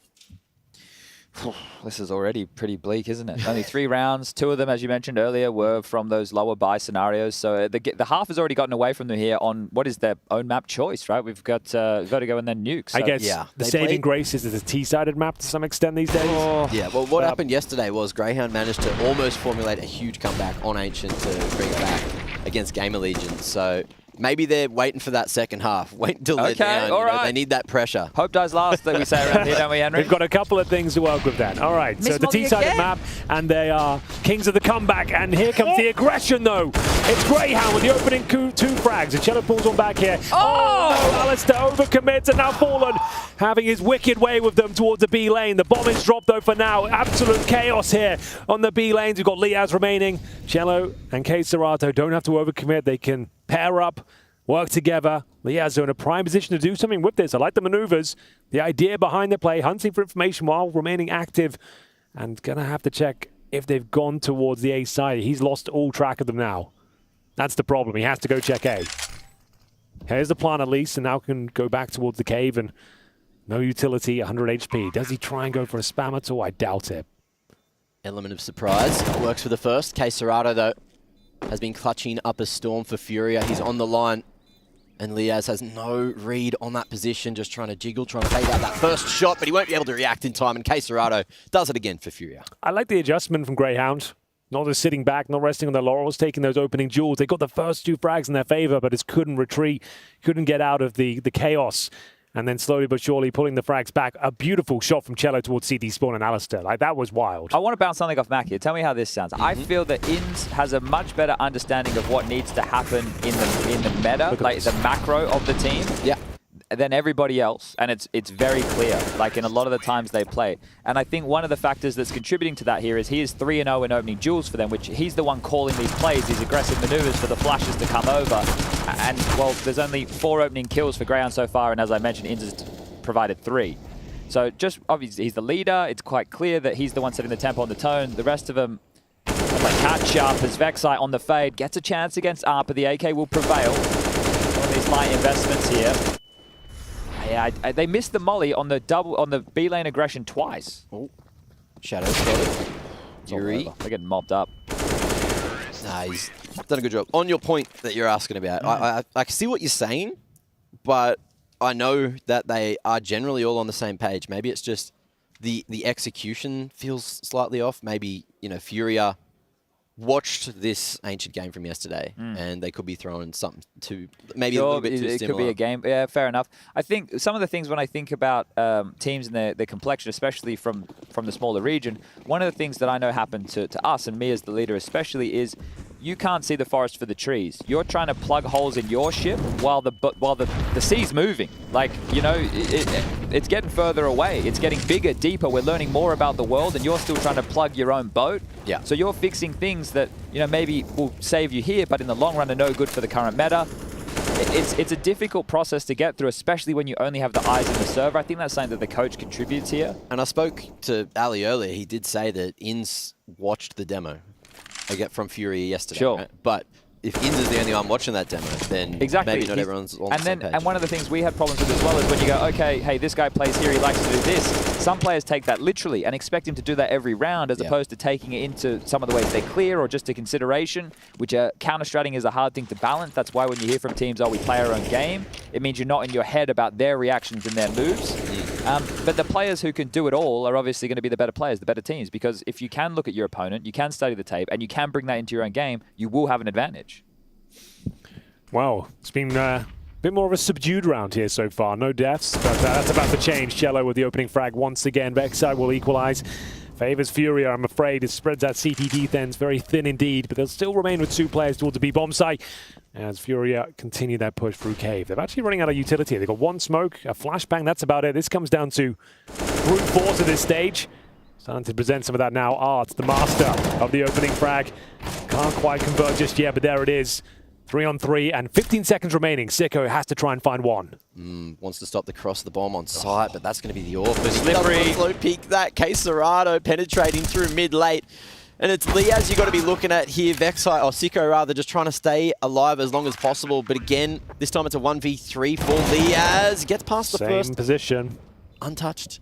Oh, reads that from Art, and this time has an opportunity, but he can't land the final blow. Quesarado gets the late trade. It was one Good bullet. attempt. One bullet separating it. A round that really would have changed the kind of tide of battle, I think. In terms of the morale, the scoreline, that would have been massive if he could pull that one off. A 3 versus 1.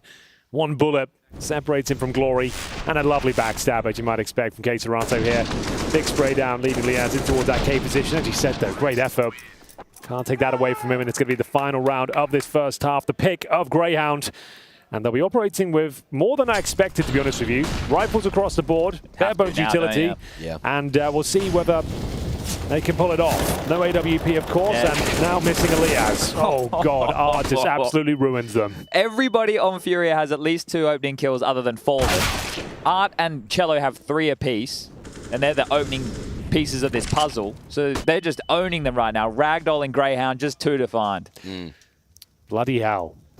If we compare this game from Furia to yesterday, like Quesarado was having a scorcher yesterday, but today we got Cello coming to the party. Today we got a lot of the Furia members here having a party, and they're going to have a breather because it's time for the halftime break. We'll see you in a second for the second.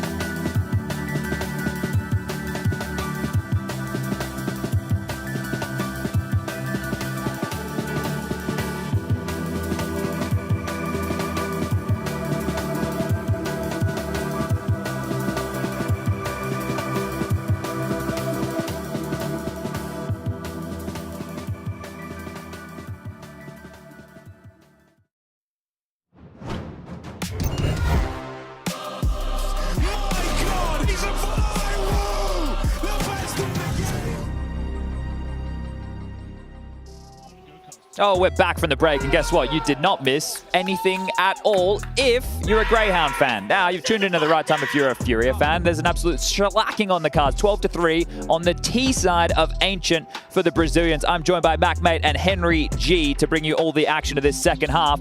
Gentlemen, is it going to be a quick one? I didn't think so. I feel like the passion, the spirit of Team Greyhound will pull through. They've got that dog in them, Chad. We know that. Oh, yeah, right? Give us the bark, A Matt. chance, I think. If they can win this pistol, even if they don't, if they get the bomb down, I think they're onto something. All right. Give us the sauce, Matt. Give us the sauce. Let's go in hard with the pistol here. I'll reserve my thoughts until the end of this pistol. Let's see what happens here. Sicko at the back of the pack waiting for a push down mid, and it looks like Fury are going to try to play for the retake, going real deep and short and long, and Liaz going for the deep smoke. Is going to be able to make it look good for a moment. Yuri, straight into the blender, boys. Yeah. Not really going too well, is it? Because Yuri's now on for the ace. It looks like he might be able to pull it off. But pulling it back to at least a realistic scenario, they will have to recover the bomb, though. 3 versus 2. Alistair is low. 1 minute 15 available, but Keserato patrolling this area, not known to miss many bullets, and just locking them in now, hoping to force the fight while his teammates coordinate themselves in from B ramp. Here's him coming towards him, just going to fall back and buy space. I love this. They knew that that flank was coming, but they're running at Keserato, and the man is not missing too much right now. Big damage onto Ali, and this plant is going to be hard to happen because there's a big flank coming through. Gets down just in time. How's the timing? Ali going to be able to pick up 1, but it's not enough. We said as long as we get the bomb, right? That's what we wanted. Yeah, that's what I said. As long as we get the bomb, we're all good. Like, so you know they're going to be buying up next round. They're getting the Galils out. But that pistol is so odd because essentially what they've done is they've taken a very on-meta pistol, which is smoke cave, smoke back lane, and you normally run up ramp and you push long side, right? And you go and you fight and you take control of the death they've gone cube. short side. They've gone through cave, through their own smoke, up into the lane into Julie's. So they've tried to subvert the expectation so maybe the round looks a little bit different, or maybe they've called the round wrong or played the round wrong, because it looked really odd coming out of a grey screen into a site, straight into an aggressive fight. But regardless... That's not the round that matters, Jack. No, you know, this is the one that matters. We said as long as the bomb was planted, you could see they were planting with conviction. They knew they had something up their sleeve where they could get that C4 down. We're going to see it come to fruition right now. Alistair waiting for the aggression. He might be right thinking there could be some because the CT's jumping up towards the ledge, Fallen waiting behind that smoke and are getting a ton of info. So much respect coming through from Greyhound. They knew that that Molotov was coming through off the back of it, and there was no damage tick coming through. Fallen close with an MP9. It's where you want to be. He's got a little bit of cover, but that Galil looking a little bit better in the hands of Ali and Inns there. Okay, well, this is still difficult to convert, right? They get 2 kills, the opening kills with the low HP of Inns and Liaz. Liaz down to 5. Inns still above the 50 HP mark here. But now it's about regrouping. In this push, it could be... Oh, he could get multiple kills here, Mac. I'm worried. Oh, actually, Chad's dead on. I reckon 3. First... And he got dinged in the process. It looks like we've done enough here, gents, as Yuri will be left in a 4 versus 1. He's on the wrong side of the map. The bomb has been planted. Chad, I told you, it's all about that second round force buy. They've actually made it look very clean. Backside's for free here. Hold up, he's going to run in. Yuri's going to take him down. Knifed out. That's a free kill. He's going to pick up a little bit of extra utility. No, he's not. They haven't planted yet. He's recycling some guns here. He's going to save. He's not going to go for this. 2 out of position. Doesn't have a defuse kit. So, okay, they'll get their 4th round.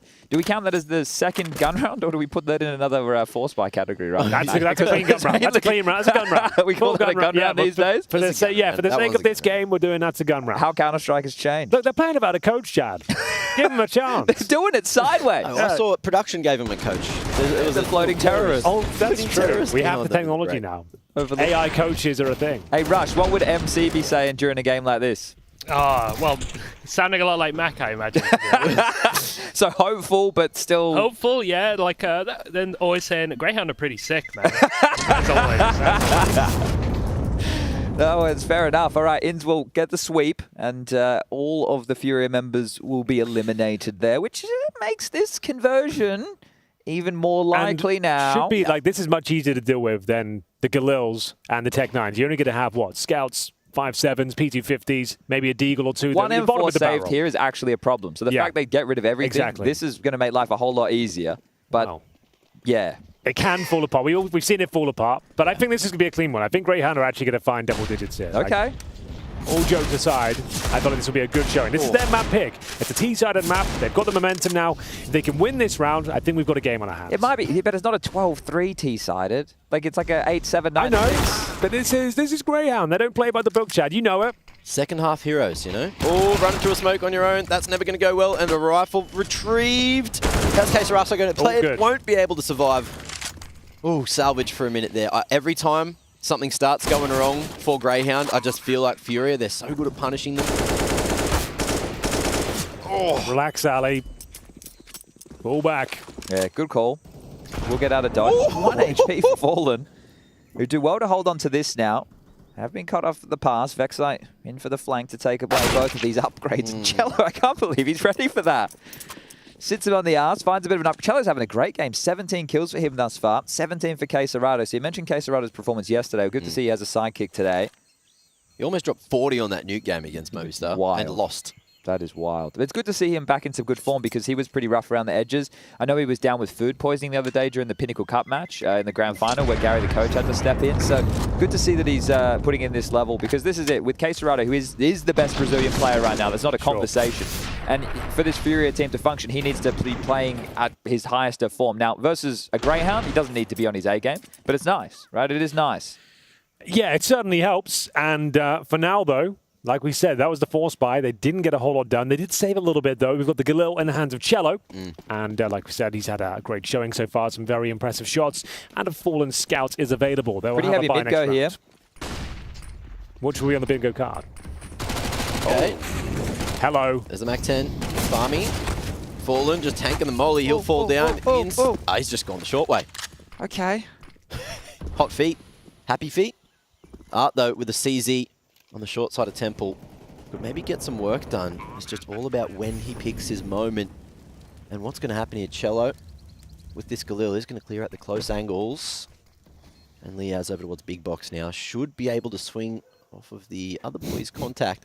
I like that you're not really sure which way this one's going. There's still a chance it could fall apart. Never Max just keeping the door open for the... And he's found two headshots from nowhere! There's a shot. Oh no, he's got a triple kill with no armor and a CZ. It's all gone wrong. They've defused the bomb with a second to go. But it will be a clean round from Greyhound. Like we said, they lost a pistol, but they managed to win that second round. Like you said, Henry, don't let me in here. Okay, like I said, after they got that bomb down, there was a chance of a slight comeback here, and so far, so good. As Art will go down as well. But bear in mind, the money is starting to recover on the CT side. They will have a buy, but there'll be compromises, concessions across the board here. Art who's entering the round with just an MP9. So, Orb fallen. And he doesn't have enough of Kevlar, Chad. He's going to go for the old glass cannon. We don't see many of those these days. We love to see it. It's showing the confidence here, but I don't expect Fallen to be into any of the early fights here. So let's see where he's postured, and let's see how Greyhound want to continue forward. Insta-window smoke out the gates. It's going to be two over towards the B lane. Alistair and Vexite. A fight towards mid is coming here. Oh, they called it off. Okay. That's just the chip damage. You'd love to see that, right? These the HE's brought in. If the CTs want to go aggressive, getting them on a timing. Oh! Narrowly misses out there. Nice boost, and Alistair not dissuaded. Still looking for the first kill. Tries to time the shot, though. Gets nothing for it. And now Yuri using that information. Could be flashed in. Could go for the ramp assault. Getting in towards the smoke itself. And they've got heavy manpower on this side of the map. Art should be leading the way here. They are going to push. Send the MP9 in first. Does make a lot of sense. Dropping his utility, suggesting he's going to be setting himself up. Holding to the corner right now. Flash up. Nothing off the back of it. Art happily tucked away. In Cubby on site there. It's a nice smoke. And they've got two of them left right now, so this is going to come down to which side the Greyhound's affections leaning towards. Mid-smoked off, the redeploy, Caesarato on notice, spam through. They know he's up there, but the unconfirmed damage now. Out towards an ace split with 50 seconds left. Yeah, it's Fallen to defend as well. With the AWP, if he misses a shot, he's in a lot of trouble. Actually nails the first one, completely blind. He's done enough now. They can sacrifice the bomb site and wait for the retake to come through. No one has to overcommit on the rotation. Just locking down that fall back of sight, and Yuri's going to start to travel forward. Oh, no! That timing. Oh, Ali, able to answer with one of his own. It's recovered somewhat, but yeah, an absolute disaster scenario here. Going for the plant, and it will go down safely. So the 4-on-3 short for Furia, but still plenty of opportunities for now for Greyhound. One flash on Ali. He's going to take a sharp line, but he won't be able to get out of the firing line of Cello. Sicko stuck on site, won't do anything. And it's Vexite in the 1v4. The golden child of Australia. But what's he going to be able to do up against Brazil? The answer's nada. Caesarato picking up another AWP there. saving that one for Fallen and picking up another round. So 3 strikes and you're out of Ancient for Greyhound. That's the first. Could do a whole episode of What a Blunder from this game with Henry. We haven't done an episode of What a Blunder this season, but yeah, What a Blunder is making the comeback. We showed right there, we showed the timing of the quick change. Oh, it was the nightmare scenario. The moment he goes off the angle, he gets to drop the bomb. Yeah. A couple of those. You don't love to see it? No, definitely not. And that might be a tactical timeout. Bear in mind, they don't have a coach, so I guess it doesn't really matter, I suppose. It's only a 30-second breather, really. I know, exactly. I would say that even when I think Rooster, the same story, they didn't take a single timeout last season. Yeah, they were pretty infrequent, weren't they? This is the B-Rush, boys. Here we go. Oh, picking up the pace. Let's see what they're going to be able to do. Cello, U2 in hand. There's an opportunity that's missed, and he gets the gun out just in time. Able to set up this crossfire with Cave. Leah's the only one to find one. And Furia are mopping him up, putting him in the mixer. Oh, and making... It's a kill there, maybe. Tasty lunch for themselves. What can he do here? 21 points of health. 1v3 angle. Yeah, well, he's locked in with the AWP. Fallen's at elbow, and it would take something miraculous to pull this one off of no bomb. Flashbang goes over, and dealing with that B-rush in emphatic style. Hold up.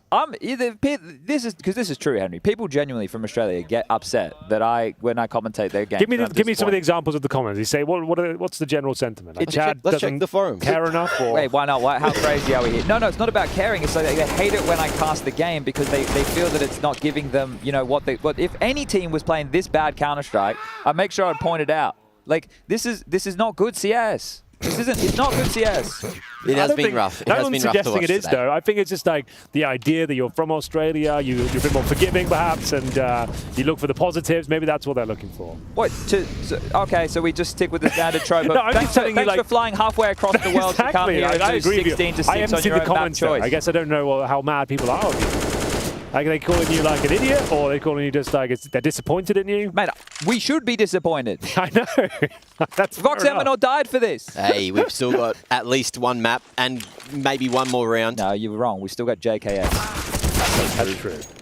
3v3. It might not be done here. There's a great kill from Sicko, 3 versus 2, and a chance over K-Serati, who's had a great game so far. Lovely conversion on the spray. The ads is low. It's all down to Sicko, really. He needs to deliver the goods here. Bomb planted. A little bit of utility left for Fallen and Co. They've got a smoke and an incendiary. HE might be enough as well to find the opening frag. That's been deployed. Doesn't quite connect.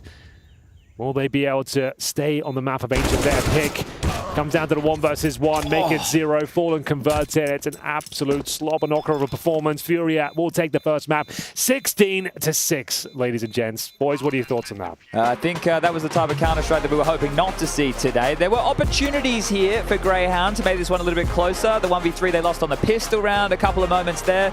Mac, you're the new resident Australian. What's the vibe? Look, Australia, I think there's a little bit of room to improve going into map 2, but let's talk about Furia. They played so much better than what we saw from them yesterday. They're looking real good.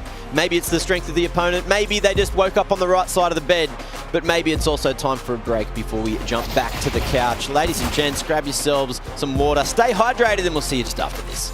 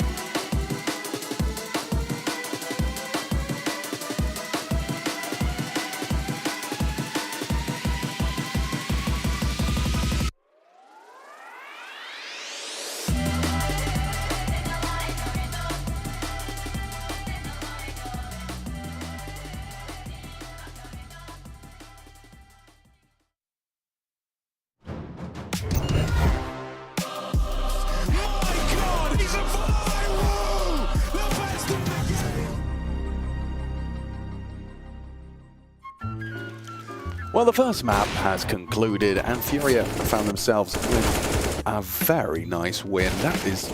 Henry, were you using this headset? I was using that one, yeah. It will happen to you when you're 35. You know, you feel like a spring chicken at 30. Dude, my eyes are already going. I don't want my ears to go too, but yeah, that is allowed. And we are back. I think Furia are proud. Greyhound, I was trying my best to keep the morale high over here. It was quite miserable from the Australians, though. I missed most of that first half, but I did get to see, I was stuffing my face with my lovely cake. But what kind of cake is it? It was a delicious chocolate cake, actually. Oh, classic. It was cream involved, though, Henry. Creamy We know you love a bit of the cream around here. Everything you need, everything you could desire. Well, yeah, okay. The cliff notes. Fill me in. 16-6, 12 rounds Fury on the T side. Yeah. It was quick. There was no issue getting entry kills. The only rounds that Greyhound really got were on those lighter buys. Henry with the 5-7. They were exciting rounds, though. They were at the start of the game. That's a good they lost the flashbacks. 1v3 on the pistol to Quesarado, which kind of set the tone for the rest of the series. Well, actually, we haven't even gotten to the rest of the series yet. Just for the rest Bit of the map. Vertigo up next. I actually wanted to jump in the server and talk to some things through with everybody at home. Now, Give me Henry, a quick ancient tutorial. So Henry and I are both in the server right now in Ancient. If we could get production when possible to bring up both of our feeds. Henry, I want you to go into Red Room, okay, for me? Roger that. So we're going to go to En Red route. Room, and one of the things that you see happen a lot, I'm just see if I can turn cheats on and give all the good stuff here. We've kind of thrown this one together last second, everybody. Red Room, so bear with us. Okay, so a lot of the time, right, hopefully we can get here. Otherwise, it's just going to be us talking and pretending like we can make it work. But Henry, what we're going to do is you and I can cheat on this, and we can show everybody else. So stand in this corner here as a CT, like real tucked in, right? Okay, so. Okay. So we can't do the segment. That's okay. No, but it was a nice idea. It was a nice try, though. It was a good try. It was a good try. It was a nice idea. But that's great. That's great. We can try and work out the technical doohickeys for the next time. But we can cut to a different That was angle. like drop the dead donkey as well. So that's all we had. So now it's just going to be cameras. We were going to do plant the bomb on the bomb site, which was an idea that Henry, because we were trying to gamify birthday stuff and then Counter-Strike fire for your birthday today. Oh, but see, we were plant the bomb on the bomb site. Yes, pin the tail on the donkey. Yeah, okay, plant the bomb on the bomb site. But you're like blindfolded. I tried to make the map. I tried to print it off on an A4 piece of paper. It just really didn't work. Yeah, because it doesn't really have a birthday vibe. I might as well just say this is your birthday. Because I forgot about that before we got here, I think Mac, it's going to take too long to set up, Mac. As much as I would love to be able to try this over there. What's he want to try? What does he think? I would love to, Mac. So, but all I wanted to show, Henry, was that when you stand, are you standing in the corner? Yes. Okay, so if you stand in the corner there, right, and you're looking. Yeah. We can't do that, No, Reece. I need you to look outwards, Henry, as if you're ready for a fight, right? So as you see, you're always going to be slightly visible here, right? This is just us talking. But we wanted to show people. Now, if I'm tucked in and you're a CT, hold the angle, move out wider. All right. You can see me, right? Yeah, there you go. So what I wanted to show people was in this position here that you should never completely hide, that you should make sure that you're spotting like the bit of the gap because they will be able to see you regardless. Makes sense. Right? True. So on the fade. Yeah, is it the same principle on the other side as well? Yes. You can be, it doesn't really work. We're just on camera. I know, but I'm learning. We're getting I'm learning. Can I ask a follow-up question? Yeah, you can, of course. How does that similar dynamic affair go down? I can't hear you, Mac. We can't hear you, Mac. No, because we are using the caster headsets and not put through the IFBs. But that's all right. This segment is almost over. Yeah, we got the things that we were promised, like all the maps on the whiteboard, right? The big ones that I asked for to go on the big whiteboard. Yeah. We could be doing this as a live thing. True. We could have done plant the bomb on the bomb site. How much does that feed into the cave style fights? You know, like as in, in your tight. Oh no, not in the same fashion because this is normally on the smoke fade, right? So essentially, this is something. Well, I was talking to Flamesy about this. It's him and Exertion because they were played against each other and they play against this position against one another and they talk about knowing on the fade. So because you always see this red smoke, right? And then see, we got a camera angle on it kind of here. Yes. Oh, this is it. And then the way that it's going to play on the fade, right? To see your opponent. But regardless, I can't demonstrate it completely without both POVs. But we did a segment. It was a segment. It was the most segment ever, guys. And there's more segments Trace to go. is here too. That's great. Trace, got anything for us? Well, I was just trying to count them up, but it doesn't really matter at this point. What I got for you... He wasn't here for the start of the segment, still talking about badges. All right, could have used a bit more help with the segment. Trace, where you been? He's been doing just walked in here. Yeah. I just walked in here when I heard that everything went sideways. It's good to see you. Speaking of badges, quickly. Sorry, Trace. There was one I noticed. I didn't want to say it just in case I was wrong. Oh, okay. But I'm happy to put it on record. Yeah, let's do that. Inns might have got 6 opening kills in that first half. Oh, nice. For entry fragger. 6 Okay, that would be from 6. So okay, I need to yeah. get that fact checked because he had 7 and 1 after a couple of rounds in the second half. But I don't think he got 2 openings in the second half, which means he would have got 6 in the first half. So are you claiming the badge or not, mate? Yeah, he's claiming it. He's like 20% sure it's happened. I was casting. I didn't have time to Let's run go. back every That's why I round. say and go look get at your it. information correct. Then maybe we could talk about badges. I reckon he did. How did he get 6 opening kills when they were losing? Yeah, exactly. Unlucky. Yeah. I don't believe it. That would be open 5 on 4s because going in their favour. Yeah, there was. Okay. Really? Yeah, well, there it is then. Maybe he's right. He was having a hard time. It could have been close to 6. I stopped keeping track when the scoreline was at like 14. We'll get the admin team on it. We'll work With it out. the referees, the stats The guys, referees get will, everybody out there. Yeah, absolutely. Okay. Where's this badge that you guys won? It's coming. It's in the mail. It's Oh, in the I got a mail. hole in one. Still I did get a looking hole in one. You did? I did it. He We got did technical the pause. hole I in did. one. You did a He hole did. in one. Look. I'm not Still sure if it's on empty. camera, but I definitely got a it. badge. So there's a badge. Could I please have the badge? All right, On its way. let's go to a break. Yeah, we're going to be taking a break. When we do come back, I don't know which one we are looking at. Hi, you. We're taking a break. When we come back, we'll be casting the next map. We're going to chop and change the caster pairs a little bit. We'll see if Fury can whip out a 2-0. Catch you in 2.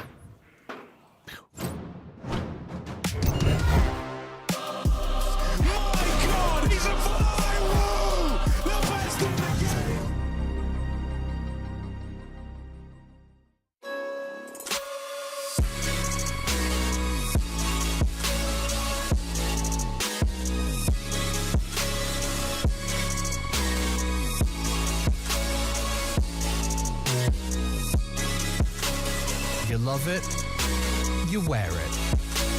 What's your style? Get your merch at shop.eslgaming.com.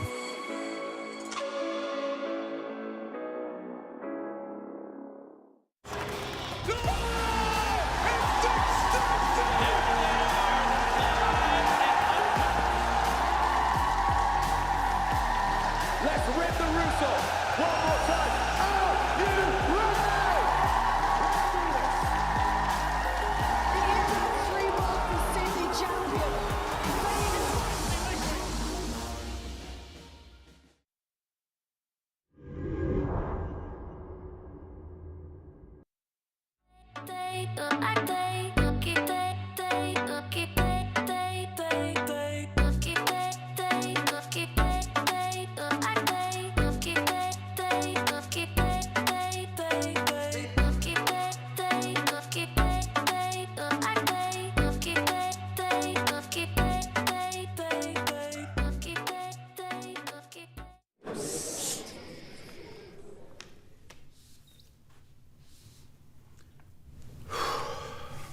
Good evening, fellow gamers and worldly citizens. For far too long has the strategery of this nation led to the working man to suffrage. Heck, don't mess with Texas. Anyway, the system is catered to those at the top and left a whole lot of nothing for those at the bottoms. That's right. Access to essential services as the Counter-Strike 2 beta shouldn't only be for the famed, the privileged, those with the blue check mark, and those that are handsomely wealthy. It should be a human right, and a right is one that is afforded to all. As president, I will guarantee CS2 access one and for all. I will personally ensure the funding of a global competitive matchmaking ladder on 256 sub-tick servers worldwide. And trust me, the world is wide. I know, I've seen the whole thing. It's a tremendous place, tremendous, and they want this. They all want this. So we cannot make these types of guarantees. It's kind of like how we still print money, but no one seems to stop us doing that. No working man or woman should have to game on 56 ping, not in deathmatch, not in surf servers, not even in the fields of danger zone, should latency become that decider. I will personally lay the wire from Portland to Philadelphia to ensure every man or woman in this nation can play on a clean kitchen table connection. End of quote, repeat the line.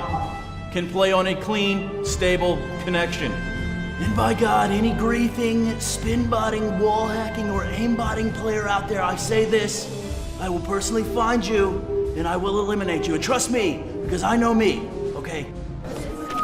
The president needs a lie down. Conference postponed until further notice.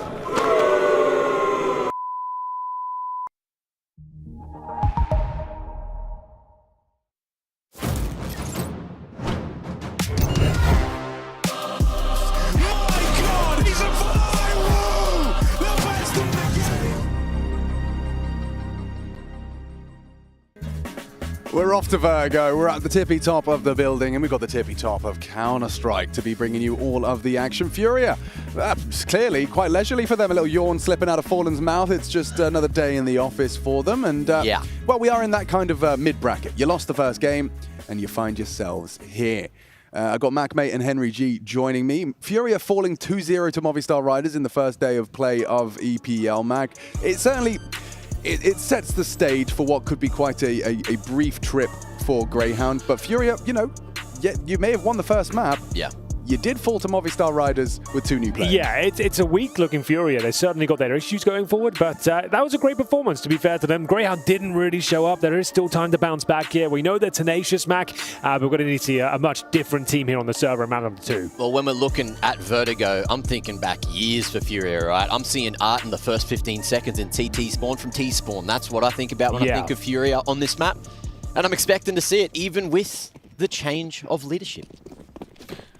Well, here we go then. Furia on the T side, of course. They've got 2 Molotovs, 2 smokes. It's going to be a full A execution, but the bomb is actually heading towards B, so it's all a bit of a route here. The sound cues and trying to flush the CTs out, remove that vision, try and find the opening frag. It's just done very well to even find a kill there, considering he had the flames at his feet. So I was thinking Fallen was going to do this kind of elevator Molotov to stop that rotate by faking A. He hasn't, but enough of friction on A ramp. It's left Liaz with some support close by, but he's just going to be spotted out by Queserato, misses his opportunity, and they have access to the B bomb site. That's the bomb going down. Well, now the utility's coming in again, so they're using this late utility we saw in Ancient, which buys you so much time in the post plan, makes things incredibly stifling for the CTs trying to reset. Yeah, they did this on Ancient, it was wild.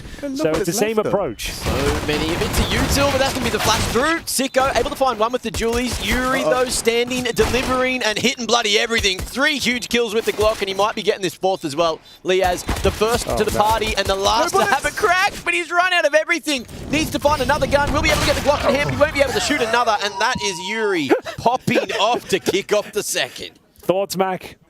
It was going so well. The retake was looking possible again. It was almost the exact same round we saw in Ancient. Obviously, a different map and a different bomb zone. In terms of the scenario, they push him through the smoke. They get the initial kills, and then it all falls apart. Liaz had, 20 shots available to him to try and make something happen there. There was difficult shots, to be fair, but I have not seen a player run out of bullets in some time. Yeah, that's a while. Scrambling for a Glock and did well to even find a kill, but overall, Furia loving the fact they continued that momentum from the first map here on the second. It will be a force buy, though, and they were kings of the force buy, Mac, on the first map. So hopefully we will see a bit of a different round here. They've got the Desert Eagles.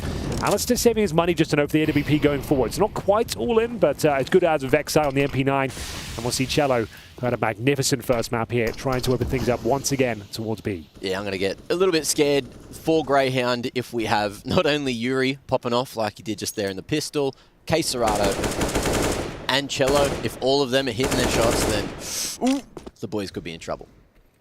Yeah, they've actually boosted over Liaz's smoke, and they are going to be profiting immediately. Sicko making some adjustments as he does rotate through. Second smoke dropped out of Liaz, but this is just going to be a full commit. They're all up into the site. And nothing but a deagle to defend. Yeah, you might as well call it off, unfortunately. This boost could be something, like with the USP, he's got nothing to lose, so he might as well give it a go. But now the force buy is starting to shrink. It's starting to be nullified, and we'll see them actually lose pretty much everything. And Inns will have just a Desert Eagle, 5 versus 1. I would have liked to have seen a save there, to be honest with you. As soon as the bomb is planted, I'm not sure what you're hoping was going to happen. Maybe you get a couple of kills, but you could have had another crack at it. If he gets 2 kills here, wouldn't be the end of the world. Only 1 found. Yeah. And that's going to be 3 rounds, unfortunately, as Furia will have a full eco up against them going forward.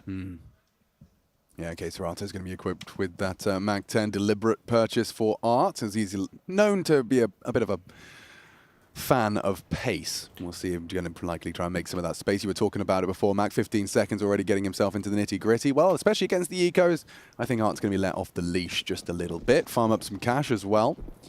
Let's get that single flashbang. What's Vexai's plan with that one? Good question. Yeah. The A ramp maybe, because, that was towards middle, at least. There could be something here. Still with the flash. It's in hand right now. He's not stopping. Watch. He all the way, CT. Holding W into spawn. CT's here. Oh, gets chipped down. And more to be had for Art. Oh, well, he hit him with the flashbang. It's not quite lethal. And it's a clean one from Furia. Everyone wins. Art will grab himself $1,200. The problem is now you force spot in the second, and they've got this amazing bonus round with 2 Galils and a Mac 10. You can barely justify a helmet. So you're going to be on the back foot in more ways than one, and they can continue this emphatic pace. They will continue to just be annoying, and Vertigo really lends itself towards these sort of weaponry. You can either rush middle, rush speed, rush up the A ramp. There's lots of fast and coordinated strategy you can present without a lot of thought. So a difficult round here. 2 players without helmets, and we do not have any upgrades at the T side. So yeah, you just assume it's pretty simple and fast here. They're looking to keep that pace going. Furia of old, reminiscent of what we've seen so far. And Ali hoping he can find a line, but these flashes are just blinding him over and over. Leo's towards the B site, playing more on site this time. Will fall to Jen as he hears that Molotov coming through. Cello couldn't see a thing. Ooh. But that Molotov stops him from going too far forward. Deep Molly locking in the CTs to try and fight here. And Furia, they want to go have a little bit of fisticuffs. Yeah, Cello's doing very well to stay alive here. He's been burned down to 30 points of health. The bomb should be planted momentarily, and we're going to see the retake once more coming in from Greyhound. They lose the first frag. That's Inns dropping. Vexite next up on the chopping block here. Yeah, we'll see whether this retake can come into fruition for Greyhound. Oh, and already with Art catching Vexite forward position. Case Dorado builds upon it, and again it falls flat. Liaz trying to recover. No kids, unfortunately. Yeah, it's good kills. I might incite him to keep looking, but time is of the essence. And Alistair with that AWP, he doesn't want to be overcommitted, doesn't want to lose it. Okay, picks up the kit. Alistair connects the shot. It's only Art. Calls the bluff, takes him down. Oh no, dead HP. Alistair's low too. Nails the shot, but is there time? He's got it. Oh, Greyhound, that is lovely recovery. With Alistair and Liaz combined, they do defend that Furia attack. Wow. Well, they've done very well there. I didn't feel like they had a chance in hell on that retake. It looked like they was getting too out of hand once again, looking for some consolation frags, and it is going to be Alistair with the 1-versus-1 victory. But you can see it took so much out of them. It's barely a celebration as they pick up their first round here on Vertigo. They know that was just a bonus round they were up against, bear in mind. So Galils, Mac 10s, and it still came right down to the wire here. Alistair probably shouldn't have won it as well. If Artist held in towards that corner, he probably has enough time. And we will see the first real gun round here. And then round number 5 is going to be towards the A round we go once again. Fallen with the AWP this time. Forward position. Go toe-to-toe here with Ali. Trying to play that one way, trying to play a relatively known position now. But you can see that Furia is just constantly pumping all that util spam through the wall. Art barely lucky to be alive. Inns, the same can be said. And the thing is, they have to fight for another frag. You can't really retreat and give them this advantage, this much control, especially when you've got Inns at low HP as well. Someone has to step up. If you are going to be fighting for this round, it has to be right now. But the problem is, it's a 5-on-3. You're segregated, and the B bomb side is pretty much open. You've got a player in CT spawn, one towards middle. How can you even deny anything here at this stage? It's pretty much done. I don't think you can justify even exploring your options after the bomb goes down. If you're a B anchor like Liaz, and if you put yourself in his shoes, these first 4 rounds, it just feels like you've just had everything in the kitchen. Yeah, and they're not giving you much to work with either. They're saving their utility once they're already past the steps. Right. So if you're playing passively, you're getting nothing until they're already firing at you. You're segregated behind the generator itself. Then the utility drops on you. And if you're not getting more than one in terms of the trade, it can be very difficult. So yeah, Liaz taken down through the smoke this time. Ali not loving it. It's frustrating out there. This is the second map. Their pick. And oh no, this is not their pick, sorry. Ancient was their pick. Yeah. So that was the context. It's their opponent's pick, so things will go bad from worst, right? Yeah. Yeah, frying pan into the fire type beat. And what's that? 5 from 5 rounds. Furia has gone beat. They show some ramp presence, but... Yeah, they run up the ramp and just take the vision away, push them back to the bomb side so they don't have the information, then go back in towards B with a slight execution, and it seems to be working very effectively, if you don't mind me saying, Mac. They're showing that presence. They're forcing the Hounds to play strong on the A site, and Liaz keeps getting caught. Over towards Jen, over towards window, jump up, whatever you call it. Well, what is that called in Europe? Because I keep calling it jump up. 3 different things. Which part, sorry? Like Guardian. Oh, I call it Guardian. Yeah. Guardian. Guardian. Okay. Guardian. Guardian now. Yeah. Working together with the Desert Eagle. Anyway. Excuse me. Alistair with the AWP. There will be for Mass here. And Queserato continuing his onslaught. The B bomb site here. Cracks things open once again as he finds Liaz. He's having a real rough time on this side of the map. He has died every single round. Desert Eagle lies in wait. That'll be Vexite, one of the bigger names in Greyhound, unable to convert as well. And it's the B bomb site wide open once more. They'll have to save the weaponry. I mean, interestingly enough, it's certainly not something to be celebrating, but that was actually Liaz's first opening death, despite feeling like his site's been pillaged. They've lost someone elsewhere first. He's the anchor, but because he's fallen so deep, and then everyone else gets caught transitioning in or getting flashed in, and then you've seen him last alive a few times. You're like, how's this happening? Yeah, well, they did, but to be fair, the only round they had was with Liaz closing out with Ali. Yeah. Inns has got a nice one here. That's a free headshot, and yeah, Art will find the response. Ali, he's going to be very frustrated if he loses his AWP on this one. Which could happen. He probably gets the first, but the hunt will be on. You can see they're coming from multiple angles at this stage as well, and it's going to be a kill for Alistair there, but we've got a player towards the elevators, and now he's in a lot of trouble. We'll have no information in case Serato is there, and he will go down in the end. In terms of loss bonus, they will be at maximum at least at $3,400, but on the CT side of Vertigo, it doesn't get you very far. I think they will have to buy. It's not too bad, all things considered. It's still got average about $5,000. With the M4A1S, you can get a pretty serviceable purchase into the round number 7 here. But yeah, once again, this B bomb site is under a lot of scrutiny, Alex. It really is. It really is. And you can't help but feel like if I was trying to, cross-reference the CT approach of Greyhound with some of the more established Vertigo teams I've seen play, I think one of the contrasts I'd draw is that I see a lot of these kind of off of the rip, off of the spawn, determined and aggressive moves from the Furinfo on the CT side. You'll do an early, in the first 4 rounds, you'll do a quick B stairs take and have full stairs control, and that leads you into these kind of places where there's a lot more uncertainty for the T side. Yeah. At this point, they can't quite believe their luck. They round that stairs, they go through their process like, well, I've got full stairs, and they go, I've got full ramp, and then exactly Fallen because he's having a field day. Yeah, he's got the world is his oyster right now on Vertigo, and yeah, they're dining out as we'll see a 5-1 scoreline here. They've already got a map under their belts, and there's no coach, bear in mind, for Greyhound, so they're out there on their own, having to work this one out, piece it together. How can they start posting consecutive rounds? Because bear in mind, they've only got that round number 4 under their belt. That's about it. Another difficult purchase, barely any utility, no kits to be spotted whatsoever, no helmets. Unfortunately, there's no MAC-10 this time, as the first grenade will land on top of K-Serad. So, okay, a chance. The first bit of damage has been inflicted to themselves, but Greyhound will take it. All right, well, it seems that the forward ramp attack, or rather the ramp defense, has fallen away. It's going to be no friction at all if they round that corner. Alistair was in mid. Inns, you can see his setup, looking to catch that second stage of ramp, and he has got support on the site as well. Ali with just a single flash. Times it well. Flash good for the molly. He can at least swing out. Over the top of that smoke, though, you've got to watch out. Fallen is patrolling, and that smoke is fading. Oh, and he doesn't finish the frag. Inns brings Fallen low, but an opening kill nonetheless for Furia. Cheeky one-way that Furia were playing. Greyhound almost managed to make it work in their favor instead. And now we're going to see again, look, they've taken that pick at ramp. We were talking about it. They're back at B stairs. They're making a bit of noise, looking to hit this site. This time, though, Greyhound to hit backside, playing from White. Won't be able to connect too much. Cello lucky to be alive. There's lots of damage done to the Furia members, but they're still swinging. They're still connecting, and there's nothing that Greyhound seem to be able to do. If the coach was behind them right now, he'd be throwing in the towel. He'd say, ref, that's it, they're done.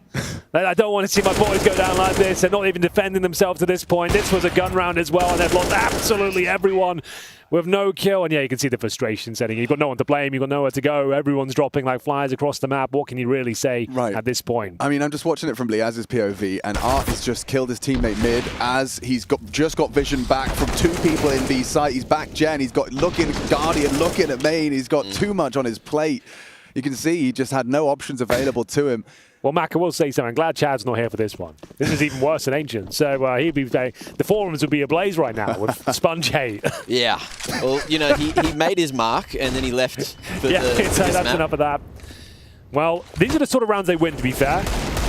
When all bets are off and it seems that they've got nothing to work with, that's when the 1D starts to land. And they've done a lot of damage towards K-Serato here. Cello jumping at the bit here. They've got a massive lead, but this is where you maybe have the most vulnerabilities. You're a little bit audacious in your approach, but still working out for now. Furia continue to mow them down. Significant damage to Liaz, as demonstrated by the bottle of flames there, and now just 2 remain. And timing is impeccable. Yep. He's pushing on the other extremity, and we might see a plant at A for the first time here on Vertigo. That's in fact sight. Doesn't stop him in his tracks with a Deagle. Down now. 7 for Furia, and they are cooking with gas. They're running. They're actually, they are hitting max money. K-Serato are hitting it just 8 rounds deep. That is a very quick ascent from K-Serata. How many times has he died? Twice. That'll do it. Yep, no, that'll do it nicely. Absence of frags. Taking a look at Greyhound. 4 plus 3. 10, 12 frags total for Greyhound so far. So yeah, just a distinct lack of the fundamentals. That is putting the crosshair on the head and pulling the trigger before your opponent does. It's just quite an unorthodox approach from Furia, though. We saw it in Ancient as well. There's this kind of fast-paced, lots of like little fades coming in, late executions, pushing Molotovs, apparently Fallen, and starting to be punished now. This is looking very promising for the Aussies. 5 on 3, but they gave a few of these away on Ancient as well. Need to hold on to this round. It has to be a Greyhound conversion here. Fallen attempting the full disrespect play, but Alistair heads up enough to punish him for it. Let's see if the Hounds, with a 2-man advantage, can convert themselves a second here. Playing from the back of side, but Vexite goes forward instead. Sicko, great supportive utility, and Liaz still unchecked here at white. That is going to be the bomb on the ground. 1v4 angle for K-Serata. If anyone's going to do it, it's this man with a rifle in hand, but it's not happening. Supportive util this round was great for the Hounds. Wow. A lot more where that came from is what's required going forward here, but that was a convincing one. They got the 5 on 3, they closed it out cleanly, and the problem is, though, Furia had a boatload of cash to bring into round number 10. But nice positioning towards middle, maybe getting a bit silly running through the flames in that manner, but like you said, it's all-in plays can work out sometimes. Fallen pushing his luck, perhaps. Well, that's it. Ali was looking at it. There was 2 Molotovs on that position. He was running through 2 sets of flames to try to make that play work. Well, here we go, Alistair. That's more like it. Finding those opening kills now. It's all starting to flow. It's coming together. And they can fall back here. They finally got the advantage. It doesn't have to be a chaotic round. They can give up the ramp with the lead. And Arn has taken all of this space. Despite Ali being spotted out on that first frag, he's managed to claw himself full crane control. Has to post it on towards the gap side, and In's just jiggling for any info. That might be enough to bait out his util, you know. Art's just trying to dump every nade he has, and reaction from Inns is to go forward. He will take down Art, advantage maintained. With Greyhound, they have to find K-Serata. He's behind enemy lines, and Sicko's the one to take him down. A 2-man advantage, and Fallen and Cello so detached. Cello spotted out now towards mid-side. 3 closing the gap towards him, but they have got time. Greyhound in a hurry. They want to fight, and they do. Immediate trade out of Sicko. A multi-kill from him, putting it all onto Fallen. First to fall in the previous, now last alive. Great communication there from Greyhound. Liaz deciding not to take that one-on-one. Waits for the boys to rotate in, and then they go for the fight together. Swinging on the contact. Looking to 100% this round. It should be... Where's some wood? Yeah. I'm not saying what I was going to say. Fallen, though. 1v3. That should do it. That should seal the deal, nice right? little You tag. run at him now with a pistol, or you let him plant. Let him have the plant. Money's not an issue for Furia, and that should be enough. Fallen's fighting this one. He knows he has to try to get something, but he won't connect this time. 3 alive for the Hounds, which means the money will start to stabilise into the next. They should be able to get a decent buy on the board, and more importantly, a 3rd round before this half gets too out of hand. Well, there we go. We got a tactical timeout here from Furia. After finding consecutive rounds, they're going to just take a pause, stop the momentum, and don't allow Greyhound to fully find their footing here on Vertigo. It's 7-3 overall after giving up Ancient. It's been a very flat performance from the Aussies so far. Not looking their usual selves. They are fired up, but maybe in the worst way possible. They look tilted more than anything, Mac. I just need to say, there's no way I'm going to be cursing anything. You know, I'm helping the boys out in every way I can from back here.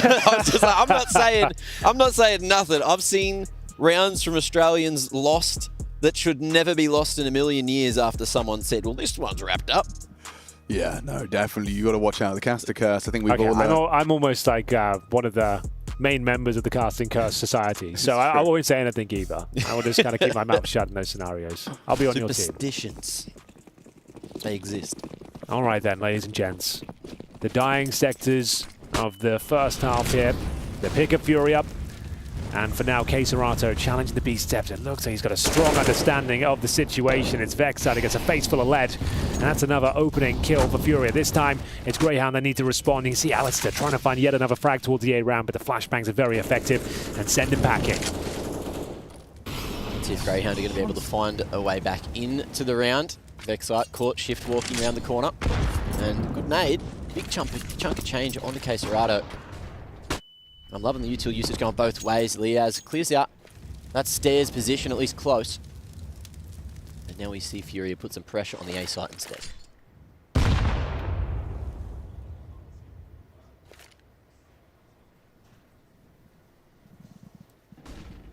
Well, Alistair able to leave with that open pick, or equalizing pick, I should describe it as. Already operating at a disadvantage. The util and spam connect, and Alistair's already on notice. Just wants to play his life, play at least to find the equalizing frag. 40 seconds, they are starting this final commitment now. Limited resources for Furia. They're going to try and boost. It's a nice idea. It might save the round here. Time is against Furia with 30 seconds on the clock. They have the 5-on-4, but not doing a whole lot with it. Smoke down towards short as well. Here comes the execution, though. The Brazilians setting themselves up here. And bear in mind, this is going to be scrappy. If they can just deny the plant, they might be able to pull this one off. Greyhound to defend. He's hanging on. Fallen. He's extended them into the site. A nice pick, but holding on is Sicko and Inns. From behind, anticipating K-Serato, the bomb will go down. He's pulled them away, and now Furia ready to close. A couple of seconds to spare. Sicko make this one happen. K-Serato doing his job so well in the meanwhile, just drawing so much attention. Nice threatening the flank, but Sicko threatening as well on the front side. And K-Serato probably too far away here to make it in. Kits on both of them, and it's not planted for him at all. Greyhound, they bring it back in the 2-on-3. I got a little worried when they started dumping all that util. They had nades, they had flashes to try to get back in, but they were just pumping them at that 20-second mark. Beautiful sequence there from Sicko. That was very impressive. That's a chaotic situation as well. Like, that comes down to the minutiae there, and he holds his nerve in a very tense scenario. He opened things up as well with that boost. Great call from Alistair to get him up there. This second shot as well, that saves the day. And bear in mind, they can fully defuse at that point. K-Serato already given himself up towards CT spawn, and that's more like it. You can see there's a bit more. Oh, Pep. Hello. In the step. Vexite's pushed mid, taken down Fallen. That was a fake molly at mid as well to just try and bait out the sound cue. Vexite swinging with it and manages to pick up that opening. So a solid start to the round for Greyhound, but you're never writing Furia off in a 4v5. 4v5 with Yuri eating that nade as well, so they are operating with less than ideal resources. Ooh, an opportunity for an equalizer, and Liaz is happy to stand and bang, just peppers through the smoke. And K-Serato will punish him. Just like that, the lead they'd managed to find has been taken away by force. K-Serato into B. Squad, they are kind of behind him. I think they're just going to let him sniff out what he can find. That seems to be an issue with the smoke that Liaz has thrown. You've seen K-Serato playing that right side of the smoke from stairs time after time. Here we go. And that's going to be an answer, at least for Greyhound this round. Alistair back onto Art. K-Serato. You can never count him out. He's been finding this B site single-handedly so many rounds, and Ali, he's able to get a bit of damage onto him, but it's not going to be enough. Smoke on the right side again, and K-Serato keeps on fighting, looking for that force. Ali pulling out the Julies, hoping he can find something. It's just absolute chaos here on the B site. Ali, you can't be chaotic up against the Brazilians. They thrive in this shit, brother. Yuri finds it from the side, and Ali, he'll get K-Serato eventually, but it's not the round, and Furia find one after Greyhound string some together. Over to you, Henry. It was looking good for a second there. I was certainly invested. You could feel if Alistair starts hitting a few shots, it was going to be a high-octane, blood-pumping moment at Counter-Strike, but it doesn't quite deliver. K-Serato, he finds all the space, all the kills, and sure, it is chaotic, but like Max said, he thrives in that sort of environment. That's what he was built to do, and managing to get all the kills required. It's going to be 8-4, and in terms of the cash, we're not looking too good. Liaz down to a 5-7, and there is an AWP for Alistair, but once again, they're going to have to find his opening picks. We test the A ramp once more. Yeah, find out how far this rabbit hole goes. T-side hall already fantastic for Furia. Flush with 8. So we head into our 13th, and he's going to investigate this ramp and thing on the wall bang. Crosshair looked good. There's concrete in the way there. Look at this strategy. You saw them deploying it before. They'll hold for as long as they want, and then on K-Serato's own discretion, he can mantle up and yeah, true. That is very nice. Guardian. Guardian. More noise constantly being made here at 8. In's going to go for the boost off the flash and clear out all those close lines. Of course, Crane's dirty, Yellow's dirty, and so's Lane. Here he comes, that jump. Furia clearing out this line at mid. It's only that Deagle there to try to lock it down. What have they got going on here? Yeah, cooking something, aren't they? Mid-take. Mid to B, but no one's B stairs. So the whole squad is in mid. You don't see this every day. Whoa, that's a quick one out of Alistair. He needs another. Util dumped. He'll extinguish to try and just prolong his presence, but smokes himself off in the end. Oh, Liaz has done a lot with a 5-7. Gets himself the double. And it's up to Fallen. The no-scope nailed. But a quick one from Alistair. That was a wild. I mean, I thought that we were going to see something quite spicy out of Furia, but Greyhound, they took that in stride. Yeah, Liad especially showing some strong form there with a 5-7. That's a difficult fight to win. A horrible angle looking up towards the Guardian position as well, but it's Alistair to take the aggro, funnel them up and towards this construction area, and then the 5-7 delivers on all fronts. They had a player B steps as well. I think that was Vexai just holding the front door. If Greyhound win this round, even though Furia were maxed out in cash at the start of the game, they will potentially put them on a half by going into the final round of the half. Well, they've done quite well, considering where we were with this game. Greyhound is showing some character, some tenacity now, as we do see the opening frag, unfortunately, go in favor of Furia now. So 5-on-4, but a good reaction. Vexai coming down the ladder. I think he's made a bit of noise. Kaysarava seems to be more than aware, and we'll take him down. Vexai's Casio went off. They heard him. Yeah. Had somewhere to be. 3v5. The Hounds have had a bit of difficulty bringing it back from these man disadvantageous positions. But we'll see if this is going to be the right gamble. Furia are all here. They're not hunting over towards that B site. You can see the bomb still down on the lower side, expecting maybe a ladder push. Sicko on 1 HP in the open. It's an off angle, that's for sure. But likes of will probably snap on him. We'll see. 3 players all on the A bomb site here, trying to defend. A good flashbang.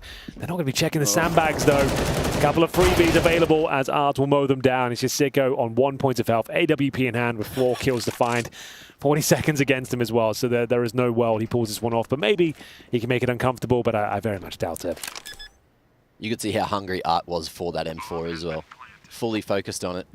Sicko, if he can save the AWP to the next, maybe there's a world where there's an opportunity for a 6 to 9.5.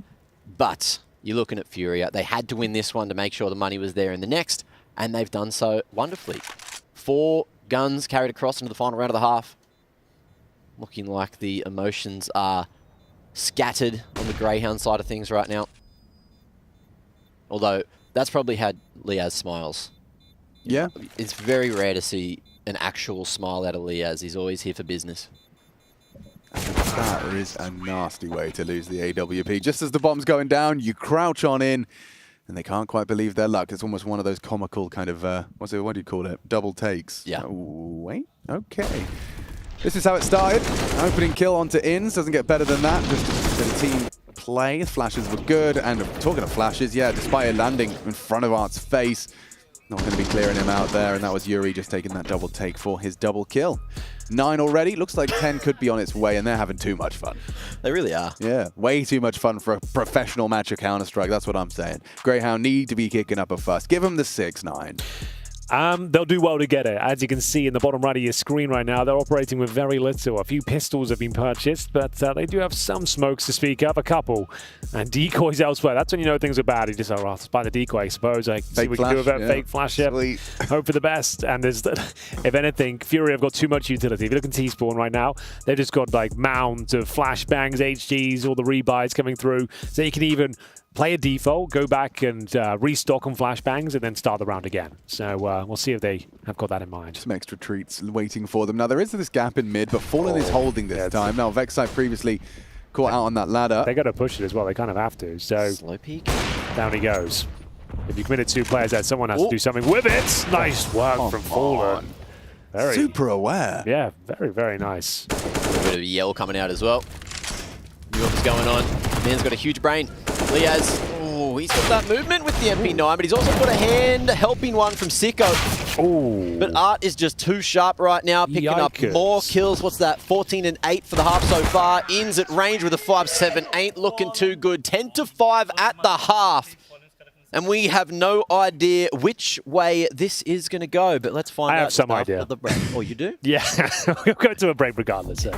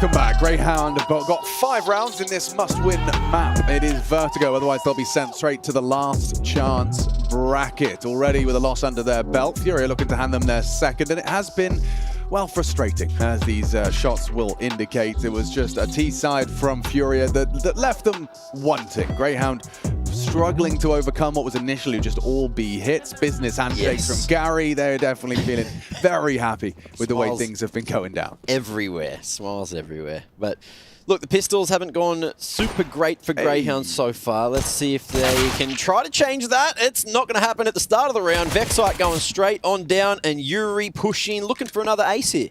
Oh, that's a really frustrating one from Vexite. He thought he could just finish him off. He hears...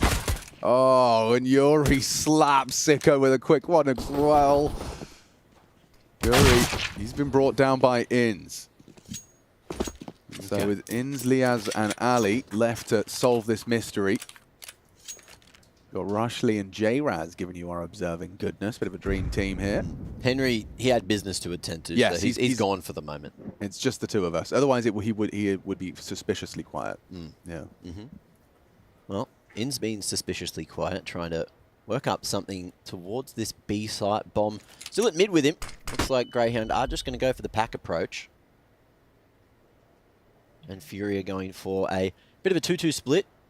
They seem to be happy with Cello hiding the sandbags, and it is going to be Fallen starting the rotate, but he might not even be needed. K Serato spotting out Inns, expecting it to be the B split, but Liaz now spotted and tagged down to 2 HP.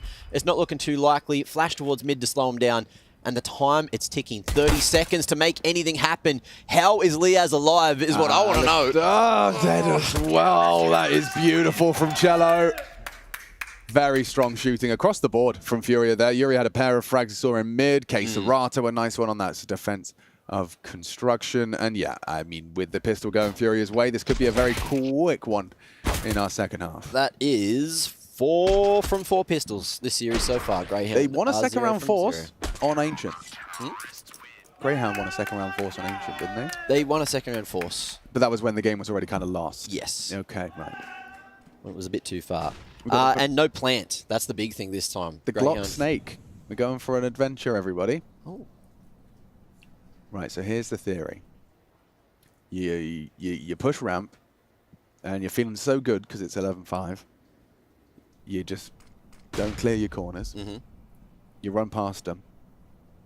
Both of you. Yep. And then they get an A-plant on an eco. That's the game plan. Best chance. Look at this ramp take. Yeah, right. So at what point, like, Fallen is a very smart man. I reckon he goes and sees ramp clear. Now let's see. What does his move? What's his next move off the back of this? You'd think you don't have to lift a finger. Job done. Yuri joins you. You've got a nice setup. You tell your teammates they're probably going to be mid or B. Well, this is it, right? This is what new Furia are doing. Now that they've got Fallen, they're happy to go forward, but then hit those brakes. And the brakes are working wonderfully. Crossfire set up, and Greyhounds are pinched in those brakes. Yeah, lovely. Well, lovely work from Furia. Handled well. We get the AKs out now, and Greyhound going to have to put in T-side to remember. I was looking at their Vertigos. Let's see how they're averaging on their T-side. I'll do some digging. While you're doing that, I did get confirmation that even though HLTV told me that Inns had 7 openings, that must have been a lot going on in that second half, because in that first T-side he only had 3. So we don't get that badge. Okay. It was a false claim. Phew. Does that mean we get the badge? Because for a false... Hey, Mello! An opening. I don't know if it works like that. Oh, neutral in hand, Sicko. Go with 2. Yo, hold on. Hold on. Vexite got another as well. The flash works perfectly, and Furia, they do collapse. Again, it's got the first gun round here of Greyhound. Art got tagged up, found in the smoke as well. 22nd round. Just like that. Just do that again. Just do that every time. Greyhounds are fast, and they're looking to live up to that. But 6-12, still a long way to climb here in the second half for the Australians. And Sicko, who is, of course, from New Zealand. I can't believe this. Maybe let me change the roster filters. What are we looking at? Well, it's telling me that Greyhound have played 7 Vertigos in the last 6 months. Probably. That's not much, believe it or not. It's Australia. We just haven't played much in the last 6 months. They just played Vertex 3 times. Yep. Yep. And they beat them twice. Beat Nip on it. Yeah. When was that? That was a while ago. 5 months ago. Yeah.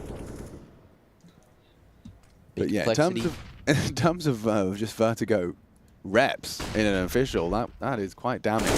Yeah. Well, Liaz ready for the swing coming through. Man's been dinked up. And the molly will be respected by Cello, who was on 3 points of health. Almost blocked in it by Art. Spread slows him down. Bomb going to be planted in the meanwhile. Over towards that A site. And Sicko happy to eat up a couple of the eco frags here. Art. A little bit sharp with the deagle. You don't want things to go too wrong, and this is about to happen. Knife potential, but not going to happen. Caserado, P2K in the side of the head, and that's 2 rifles retrieved for the next. Fury are going to be happy with that. Yeah, I don't think there's any complaints from the Fury department. That was probably felt very good for Caserado as well. Reaction off the back of the knife. He was thinking about the knife at least. Yeah. But pulls the P2K trigger perfectly. Will he keep it? Look at this, Ali. He looks like could lose it here. Alistair Hunt's got time. He's sniffing him out. He will. Oh, damage. Rushes to the draw. Caserado, been spotted. Gone. Last tick of the bloody game too. Not bad at all. Well, at least tonight's one of those rifles. Small victories. You take them. And also, what I wanted to say, if you can see that empty chair behind the Hounds, I think you just barely missed it. We can take applications for a coach for Greyhound, you know? If you want to be sitting in the seat with him. Like, I know we don't know the rules, but don't you think you could probably take... Oh, they did. Here we go. Actually, this is evidence. Yeah, sorry. There you go. Yep. I didn't think they were taking timeouts in the absence of a coach, but they are. They are. No, they have been, yeah. I mean, just to have a little bit of a get-together of the 5 minds. If not, just to catch your breath a little bit. This was the last one. Just before, denying. Good eyes to see those feet just perking up towards the edge there. What? Ali's showing off the guns. We get the gun show here. Yeah, in Malta. Okay. Wow. Maybe it just gets the blood pumping. Maybe it gets your teammates fragging. We got 11 on Ali, 12 on Sicko, 10 for Liaz. And in stark contrast, you've got Yuri heading towards 20. Art the same. Just a couple of frags away from that total. So what do we got for Furia? They're going for the 2-1-2 split. No, 1-1-3. So going heavy towards A, expecting Greyhound to come this way, which they are, as it seems on the map. Only Liaz to be lurking towards the B site. Art going very aggressive all the way down here on Scaff, and he's not going to be cleared just yet either. Straight behind enemy lines. Vexite, he's looked at it, but it's fake because he's close to the smoke. He's not going to be seen, and it's clean. It's easy for Art and Yuri, playing that one to a T. Ali and Liaz 2v5 angle. You'd never expect them to win a round like this, but Liaz, he's kicked things off with a kill. Yeah, now you just have to hit the wall bang. He actually did take a shot, must have not been far off. Alistair's getting pushed. Oh, God, that's some disrespect through the flames. Art, he's having a field day against these boys. 20 frags now for him. We were just discussing that. Having a great time, and all of his aggressive moves are working. You know, one of the kind of criticisms is the volatility of Art, in the sense that he'll try and get away with the same kind of things we're seeing here against, you know, the G2s of the world. That doesn't end well against G2. If you saw that zoom out there, that's the difference maker. We saw Vexite clear that corner. That's where people usually stand, right in the corner. But Art was just shifted that little bit closer to the edge, a little bit closer to the smoke, so he wasn't seen, wasn't cleared, and it just made that hold look so damn good for Brazil. Good stagnates. It's put Art low. And it shows that there's bodies on ramp, which might lead to a bit of a gap elsewhere. Cello, he's about to have a whole lot on his plate here, Mac. We've got, well, Tech 9s, likely going to be the leading of the charge. Yeah. Sicko. He's got help. Is he? Put Ali out on the hook. See if they can catch a stray Furion. Let's see if Cello's going to be able to do it from the offline. He won't. Sicko, one tap. Crosshair in the right position. And now the Hounds with the opening and another rifle in hand are going to try to biff it up over towards the B site. There's only one man. He's isolated, and Art's not going to be able to help him out there. Caserado will go down. Sicko, the hero of the round so far. But the round 8 done. 3v3. That nade polishing off Sicko. Yeah, that's a brilliant way to keep things level. They'll get the bomb down. Retake is on. Oh, Vexite, yeah, catching heavy damage from that HE as well. Yuri's still concerned about a mid-lurk. They'll invest a lot of time into this clear, but they have a decision to be made now. Fallen's got smoke. They've got the kits. They got rounds to play with, and they've got a smoke in CT spawn. Fallen. I wonder what he's going to do with that one. Looks like he's going to run through it and save. Yeah, okay. Well, it was all part of the plan. All part of the grand plan. To bring home 3 rifles and 2 AK-47s as well, which is certainly a nice haul. Fury are in no hurry to get themselves to that magic number. Greyhound, though, they are closing that gap, and that will be their 3rd T round. Going to be interesting to see just how far they can push it. If they can humble and break Furia's money, I mean, we can see that already is getting pretty tight over there. The 3 saves, though, they made the right call. It's enough to facilitate another competitive one. Yeah, that's a banger, isn't it? That was almost not a kill. There was the instant jump and the strafe away. But it's worked, no matter how uneasy on the eyes it was. 5 rounds the difference now. And the Hounds are chasing it down that gap. But can Furia just put, look, 1 player in the right position again, and all of a sudden the rounds are gone.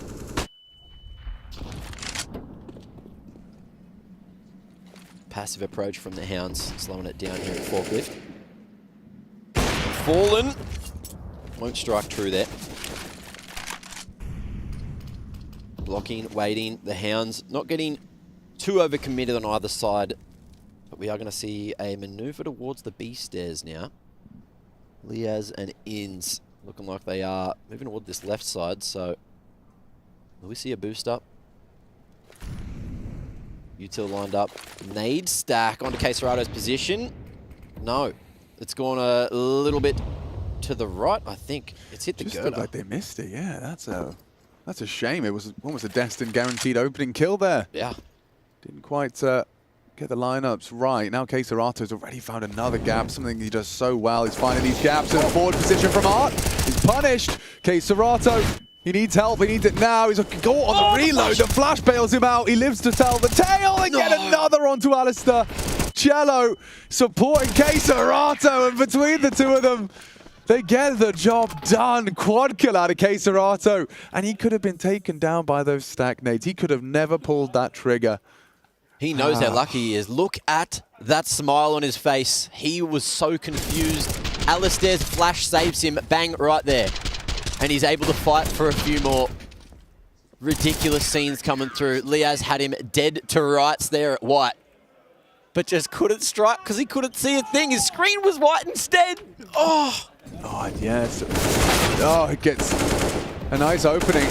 Looks like Cello's going to have both here if he's not careful. Sicko strafes into it. The AK's gone. Vexite, aggressive up the ramp. Fury will collect, and it looks like 15 is imminent. Even throwing himself out a little one-way he can hide behind if he needs. Alistair caught walkabout.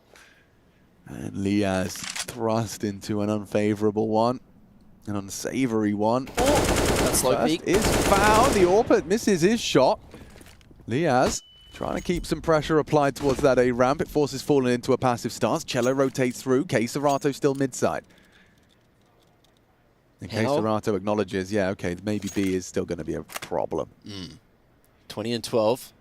Getting away with murder many, many times this game. But he's been sharp so far here at Pro League. Liaz, can he get across the line? Can he catch a good timing? Queserato trying to watch both those angles. And he'll swing at the right time. I think he's seen him. Oh, goes back, that's a but shot. Liaz crispy with the shot onto his head. Now a 1-on-2 to ensue. Considering that flank from Fallen as well. He's already got his eye to the scope. No sound cue to be made here. Will Liaz have the patience? He's actually averted his gaze. He enables Fallen to close that gap further. Trying to stay dynamic here is Liaz, well aware of the potential for an assault from 2 fronts. Fallen walking up. Distraction and destruction. Fallen closes it out. Liaz, a valiant attempt, though, considering, I mean, the state of play was not kind to him. Yeah. Managed to make at least a threatening one in the 1 versus 2. 15 now to 8. Greyhound's days are numbered here in the lower bracket. The mid bracket, whatever you'd like to call it. Yeah, it's looking like it's coming to a pretty quick end, and if it does, that means we are still 2-0s all across the board here at ESL Pro League Season 18. Another fun fact as well, while we're chilling, if you saw there, Liaz has some crisp movement. I became a very big Liaz fan back in the day before he was one of the best players in Australia. Oh, yeah? He had world records in KZ. He was a very, very good movement player. He's a mover and a shaker. Yeah. And then he started to focus more on the competitive side. So like, he hasn't lost his touch, that's for sure. You can see that it was just the way he was kind of maneuvering between that B angle and the fight from Jens. Smooth about it. Ooh, I think moving into CS2, even though that movement conversation seems to be gone with the sub-tick system, I just want to see more movement-based mechanics coming out on maps. You know, I'm thinking your old Nuke, your old Cash. Yeah. You know, just being able to self-boost as long as you have the skills to pay the bills, right?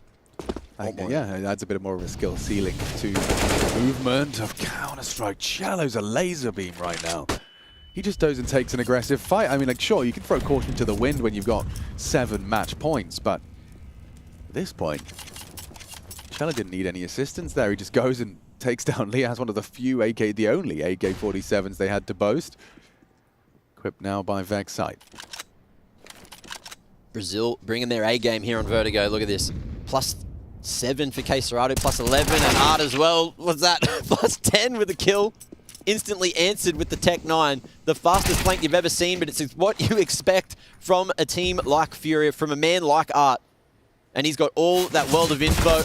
Greyhound getting suffocated out of the game. Furia encapsulating them, constantly just keeping up this pressure, and the bomb needs to be retrieved as well. Yuri has found a timing to T-Stairs. Vexite low, still able to hit that one shot that he needed to. And a 3v2. Inns will have to be the one to clutch here. Vexite needs to find some info. He's got one molly. Inns only with the Galil, but he's on that short side of the ramp. Can he catch a timing? He will. Back to the 2-on-2. This is big from Inns. He's opted for the orb. That could come back to haunt him, but the bomb will be going down all the same. Rotation through from Vexite. He already nailed one. And pushing aggressive. Inns has been run down. Overcome. And Queserato on the defuse. Vexite has to hold a charge. Gets him off the bomb. But Queserato. Full flash. He pulls the trigger. And that is the end of Vertigo. 16 in the bag. Furia keep their head above water. They'll be playing the loser of that Vitality NIP game. Greyhound, the first condemned to that Group A last chance stage. The Aussies didn't just enough here in our second day of play. Yeah, didn't seem to go their way. A little bit of dissatisfaction on those faces. Yeah. But at least on the Brazilian side of things, it's all smiles. They're hitting the form that they were looking for coming into Pro League. Couldn't find it yesterday, but they all found their confidence today, hit those shots, and I think they were very happy with how the veto played out for them as well. You know, they're strong and ancient, you know, they're strong on Vertigo, and everyone got to have a bit of fun, have a couple of plays, and it is time, of course, to throw it back to the beautiful faces on the desk. Beautiful faces. Wow. Where? Some of the nicest stuff I don't I've heard. see any around here. I don't either. In fact, some would say that the whole world faked the pandemic because the great team was so ugly. Wow. Where are you reading that? Well, you had to put mask on, right, to hide how ugly you guys were. That makes sense, actually. As far as the low blow. No, I got the great that. team as in Team Counter.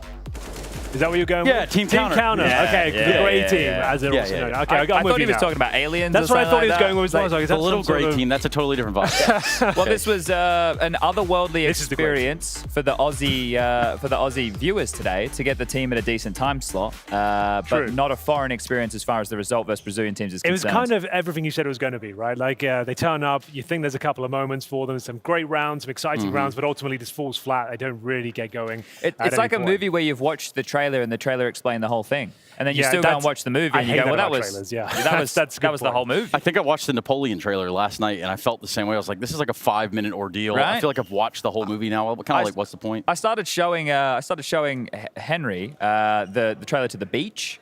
And he like, can we turn this off? I feel like I'm watching the whole movie. Exactly, yeah. Spoilers the whole time. Yeah, you just get the whole premise. We got, and here we go. We got Gary and we got Art coming to join us. Take a seat, gentlemen. Malta locals. Malta locals, I believe. Good to see you. Congratulations. Come nice win. Down. Hey, doing man. Welcome. Oh, yes, I'm gonna show you a hand. I'm a handshaker. That's true. Yeah, Keep it civil. I like the handshakes. Gentlemen. It's good here. Oh, you like it here? Yeah. In Malta? Good job.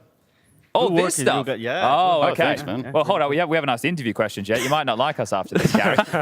So, gentlemen, the win. You had a loss yesterday against Movistar, but today you come in with a very commanding victory. Things a lot easier. Did you wake up on the right side of the bed? A Greyhound just not very good? What is the truth of the matter here? Why did we see this Furia today?